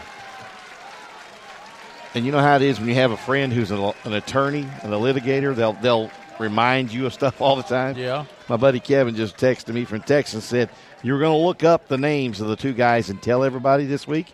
You've forgotten to do that till now. And I have it. Okay. Raymond Johnson Chapman was the gentleman that was killed by a guy that lived 100 miles down the road in the state of Kentucky. Carl Mays was his name. Hit him in the head with a pitch. That was 100 years ago, right? I was supposed to know that? No, I didn't. That wasn't a trivia question I was going to give you. Okay. I'm going to give you a Gentry. soft-tossed one. Here's Gentry with 2 Taylor outs. running at first, 2 for Stone. Ball, good stop back there by Staten again. I tell you what, he has been very active back He doesn't there. catch that ball, that's a run. Because Yeah. this kid down at third, Tenza, he can flat run, and he's at home if that gets past him. Well, and they have been caught very well to get a read off the ball in the dirt. Yep. 2-2 is your score. 2 outs here in the 7th. The runner's at the corner, and that's going to be a call strike 1 to Gentry. Gentry has, Struck out twice. and he walked his last time up. Yep. 0 for 2.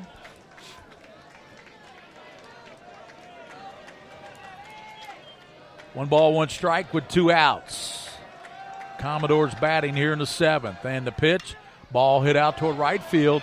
Gets way up in the air out there and running into the wall and can't catch it is the right fielder.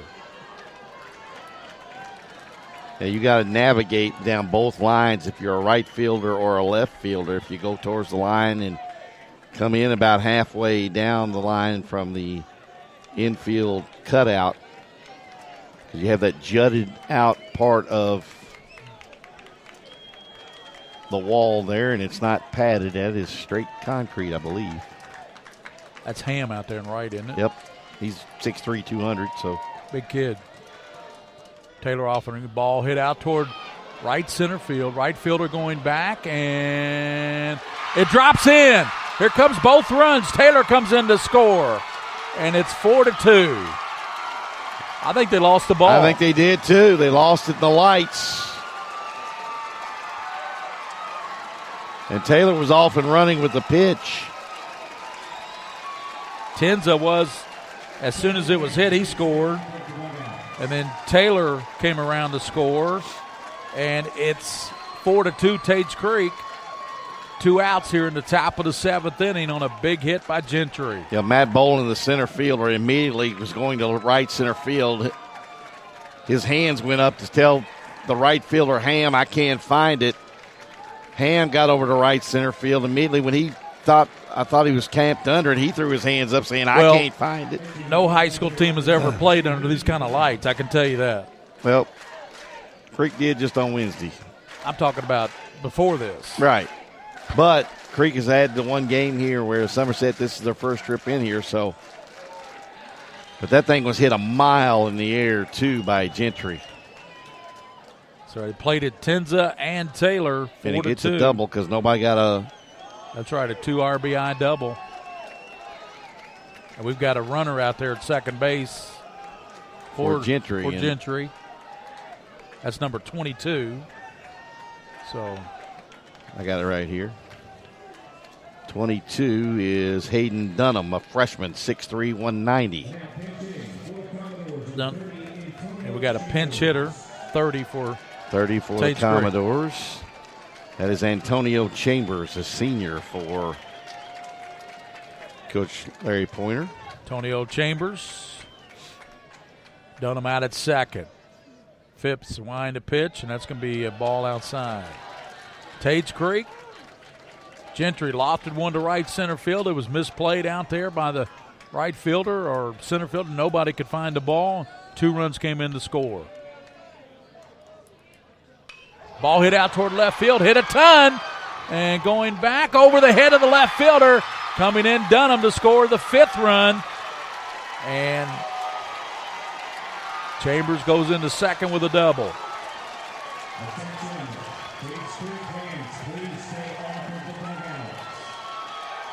It's 5-2. Tates Creek.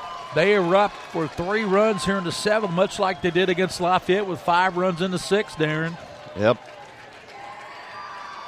Back-to-back doubles off the bats of the Commodores. Bradley Featherston. 3 runs in. 5-2 Creek on top. And all this has come with 2 outs, Gary. Yep. Noah Blythe on deck. Matter of fact, all 3 runs have scored with 2 outs. It took a 2-out double off the bat of Gentry to plate the first 2 runs of the inning. Ball hit out toward right field. That's going to be trouble. Second baseman dropped the ball, and coming in to score, it's 6-2. Chambers.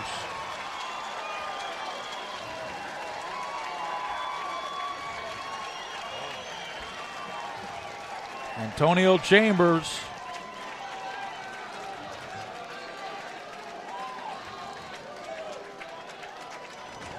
They give a hit on that? They did, didn't they? Yes, they did. Wow. So that'll be an RBI. 4 runs in.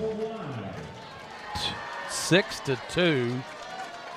Tates Creek breaks these games open late, don't they? Well, they just keep hitting the baseball and making you make plays defensively. Ball hit back. Pitcher can't field it. Gets away from him, and it'd be safe at first is Noah Blythe. That took a funny hop on Phipps when it hit the dirt. After coming up off of the turf in front of him, it took a hop again, and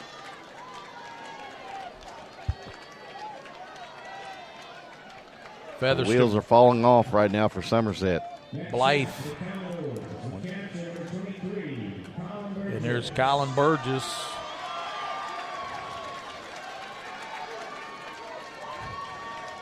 And if you say a player's due, I think about Burgess, you're right. Going to Wichita State along with his teammate, Connor Lewis. Having trouble seeing there, Darrin? No, I was just counting something up, but the Commodores. 12 hits.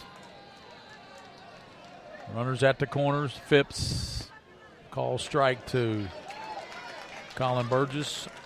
On deck is Blaine Deaton.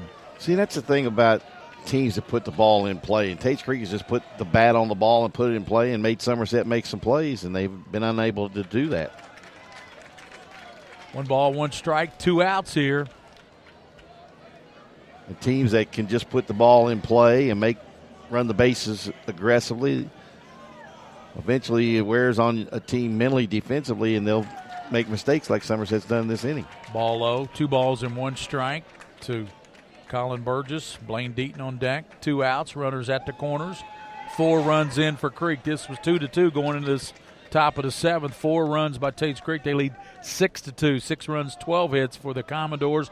2 runs, just 2 hits for Somerset. Phipps, ball fouled out of play. First base side. 2 balls, 2 strikes, 2 outs. Did you get a lottery ticket tonight, Darrin? No, sir. Did you?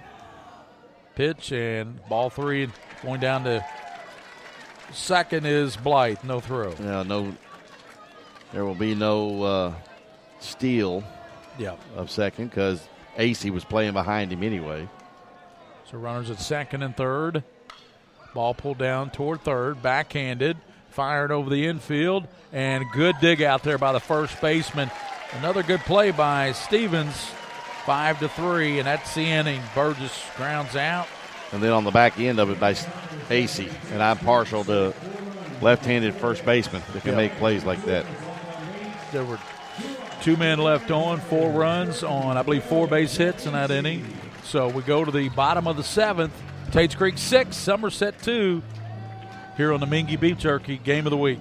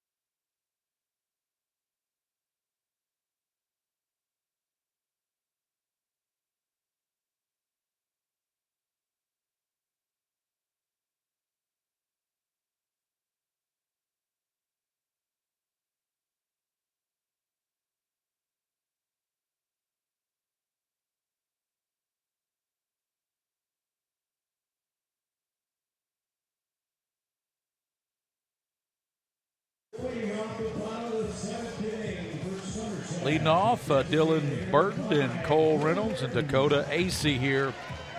6, 7, 8 hitters here. Facing Stone. Call strike. Grant Stone in for Blaine Deaton, the right-hander. 0-1, swing and a miss. Strike 2. Now Stone can just rear back and throw with a 4-run lead. Yeah, 4-run cushion. Very relaxed out there, and he can just make Somerset beat him. Pop up behind home plate. There's been a whole lot headed over to that. For sure have. Kenny Bourne leaning out of the official scorer's box over there. So he came up and joined the crew over there. CJ and Leanne. I tell you what, I've never state tournament 2010 with that rain delay between Harrison County and I think it was Butler in the championship game that year. And we had a rain delay, and Then they came back out and in the fifth inning stretch, and Kenny Bourne was trying to lead them in the singing of "Take Me Out to the Ball Game," and the crowd was dead, and he leans out the window and screams at everybody in the ballpark, "Hey, you all know it, sing." And then Eunice nailed it. Nice pitch. Took a little bit off of that. Looked like he may have turned it over a little bit, maybe thrown some little cutter or something like that, and had to hit her out in front of it. Cole Reynolds, the shortstop, with one out here in the bottom of the seventh. Tates Creek has broken it open a little bit with 4 runs in the top half of this inning. They lead 6-2. It was tied 2-2 going into this inning. Going out on a limb, this Somerset club, even if they can't come back here in the bottom of this inning, they'll be heard from again in the next couple of years. They are sophomore laden. Bob Cranfield's from Somerset, so that's good enough for me. Call, strike 2 on the outside corner. Must be a great place to live if Bob's from there. He's one of the most happy-go-lucky, friendliest guys you'll ever meet in your lifetime. That's all I'll say. Yeah. And he's from Somerset. Swing and a miss. Strikes him out. So back-to-back strikeouts. 2 outs. Somerset. They're down to Dakota AC, their first baseman. He's 0 for 2. He struck out and grounded back to the mound. 9:23, so we're about, 2 hours and 20 minutes into this game? 2 hours and 23 minutes in, yeah. Pitches on the outside corner, call strike 1. This game seemed to, I looked up at the clock and I just to see how long we've been, I thought, this game's dragged on forever, but it's been a fairly quick game. Ball hit over second and base hit off the bat of Dakota AC. He gets a single. So no quit yet. You know, it's not over till the last out there, Douglas. And it ain't William over till Orford. it's over. It ain't over till it's over in baseball. Famous words of Yogi Berra. 6-4-30 coming up. There's actually 2 outs. All you need is 1 for Creek if you're Stone. We're going to give him 4. Okay. Got a pinch hitter, it looks like, for Somerset. For Zaragoza. Number 8 is the number. Okay. You got it right there. Andrew Childers. Yeah. Andrew Childers. A 5'8", 190-pound junior. Interesting roster for Somerset. They have 3 seniors, 1 junior. You're looking at him right now. The rest are sophomores and freshmen. Ball a little bit low to Childers. Pitch hitting for Zaragoza here in the bottom of the 7th with Tates Creek leading 6-2. 6 runs, 12 hits for Creek. 2 runs, 3 hits now for Somerset. Pitch from Stone, hit out toward right field. Is it going to drop? It's a fair ball. It's going to be extra bases. Childers rounds first. Here comes a throw in, and he's in safe. We got runners at second and third. A big 2-out rally possibility going here for Somerset.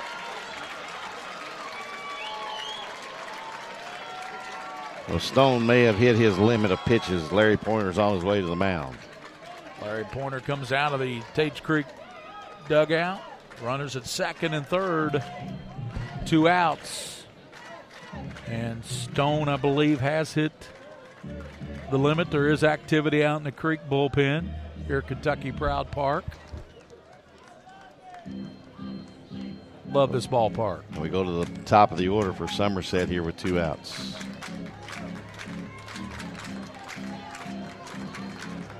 Got a lefty down in the bullpen for Tates Creek, just in case. 14. It's number 14 for Tates Creek. Got it right here. You keep saying that. That is Langston Ridgway, the junior left-hander. Another big guy, 5'9", 140 pounds. Another big one. Where do they find him? I don't have a clue. So here's Cade Grundy, and struck out in the 5th and the 3rd and grounded out to short in the 1st. He is due, as they say, and he's a good hitter. Pitch, and that's going to bound up there, ball 1. You can't groove one to Cade Grundy. This will be a 6-5 game. He's got 7 home runs. His 8th home run would make this a 6-5 ball game. Here in the bottom of the 7th. Runners at second and third, 2 outs. All this came with 2 outs. Childers just doubled. Pitch is fouled back behind home plate. Good cut there by Grundy. Stone got lucky to get that baseball Well, he didn't get that particular ball back, but to get the ball back with nobody having scored because he left that one up. Grundy near almost a 500 hitter. He's had a great season at the plate and on the mound. Pitch, and that's going to be a ball just outside. So 2 balls and 1 strike, 2 outs. Here in the bottom of the 7th, runners at second and third for Somerset. Grundy trying to deliver a big hit here that would make it a 6-4 ball game. Pitch from Stone, swing and a miss. Boy, was trying with 1 cut to make that a 6-5 game. Yeah, and you, right now, if you're Grundy, you got to just put the ball in play. You got to shorten your swing here and put it in play. Grundy, Cam Ryan on deck. Tates Creek beat Lafayette 7-1 in the regional championship. Here's the pitch. Ball fouled back to the screen. Grundy hanging in there for Somerset. Stone left that one up again. Grundy just a little bit off of his game at the plate tonight. He's not really had any really good swings at Deaton or at Stone. Umpires have done a great job in these 2 games today. Beechwood 4-3, and here it's 6-2 Creek in the bottom of the 7th. Runners at second and third for Grundy of Somerset. Pitch is going to be ball high. 3. It's full count. He's running full to Grundy. And the tying run will be brought to the plate if Grundy can reach base here, whether it be driving in a run or a couple or loading the bases. Grundy, right-handed hitter. Stone, the pitch. Ball hit back toward the pitcher. He fields it and flips over to first. Tates Creek's headed to the state tournament to play PRP in the state tournament, Pleasure Ridge Park. That'll be a tough ball game for the Commodores. They score 4 in the top of the 7th. They defeat Somerset 6-2 here at Kentucky Proud Ballpark. So congrats to the 11th region champs, the Tates Creek Commodores, 6-2 over a very good Somerset team. And Somerset loaded, they got men at second and third there in the bottom of the 7th, and the man they wanted up at the plate, Darrin Douglas, he grounded back to the pitcher. Well, and the thing is, this is only the 2nd time since 2012 that the 11th region has advanced out of the opening round of the state baseball tournament. Now think about that. As good a baseball is played in the 11th region over the course of the last umpteen years, only the 2nd time an 11th region team has gone out of the first round. Of course, already documented in the early 2000s how the 11th region was dominating, winning state championship after state championship. But you're right, since 2010, Harrison County won it. Woodford won it in 12. It's been a dry spell for the 11th region. Tates Creek hoping they can snap that dry spell, but they got a very tough opponent, believe you me, right off the bat in PRP. Pleasure Ridge Park's been playing with a chip on its shoulder pretty much all year for their former coach, for their late Bill Miller, and they have just really, I think, exceeded the expectations down there at PRP and really done a good job of winning games and sometimes winning them ugly. You fellows might want to watch out for Rowan County as well. Yeah, they've got a pitcher that's aces and. Wouldn't it be something if you had Rowan County and PRP? I don't know what. I'm not looking at the bracket, but if they're on opposite sides, I think they're on opposite brackets. Well, think about that for a second, because they both have had coaches that have passed away. I forgot about Rowan County's coach. I forgot. What if they meet in that championship game? It'll be a very emotional night. It's an emotional night anyway in general. The first game Wednesday, Beechwood will take on Breckenridge. This Tates Creek team who just won tonight over Somerset will take on PRP. And then Thursday, Rowan County will play McCracken County. That won't be a tough game or an easy out for Rowan County. McCracken County's a really good baseball team. Good baseball team. And then Hazard plays. Of course, they combined 3 schools down there, Reedland, Heath, and Lone Oak. Congratulations to the Commodores of Tates Creek. I tell you, they just keep doing it late, don't they? They got 5 runs late against Lafayette to defeat the Generals 7-1. They get 4 runs here in the 7th to defeat a good Somerset team 6-2, Darrin Douglas. Well, this Tates Creek team, like you said, they just find ways. They're a great hitting ball club. They got 12 hits tonight to go along with those 6 runs. Well, they had 5 hits in the first 2 innings and had nothing to show for it but the 1 run. And Somerset only had a couple of hits through the first 5 and got a couple in the 6th to go up to four hits on the night. But, yep. Well, they just Tates Creek, like I said, everybody talks about launch angle and the majestic home runs and this and that when it comes to the offensive side of things, but give me good old-fashioned players that hit line drives, put the ball on the ground, take the extra base when it's given to them on a wild pitch or when a player's loafing getting to the baseball.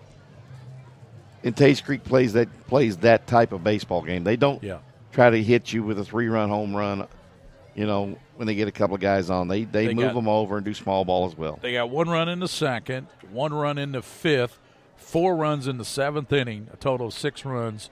And the only runs for Somerset came in the 3rd. They got 2 runs in the 3rd inning, but only got 4 hits tonight. So, right. A great combined effort by Blaine Deaton and Stone for the Creek pitching staff. And I'm curious, since Deaton only went 3 innings, who gets the win?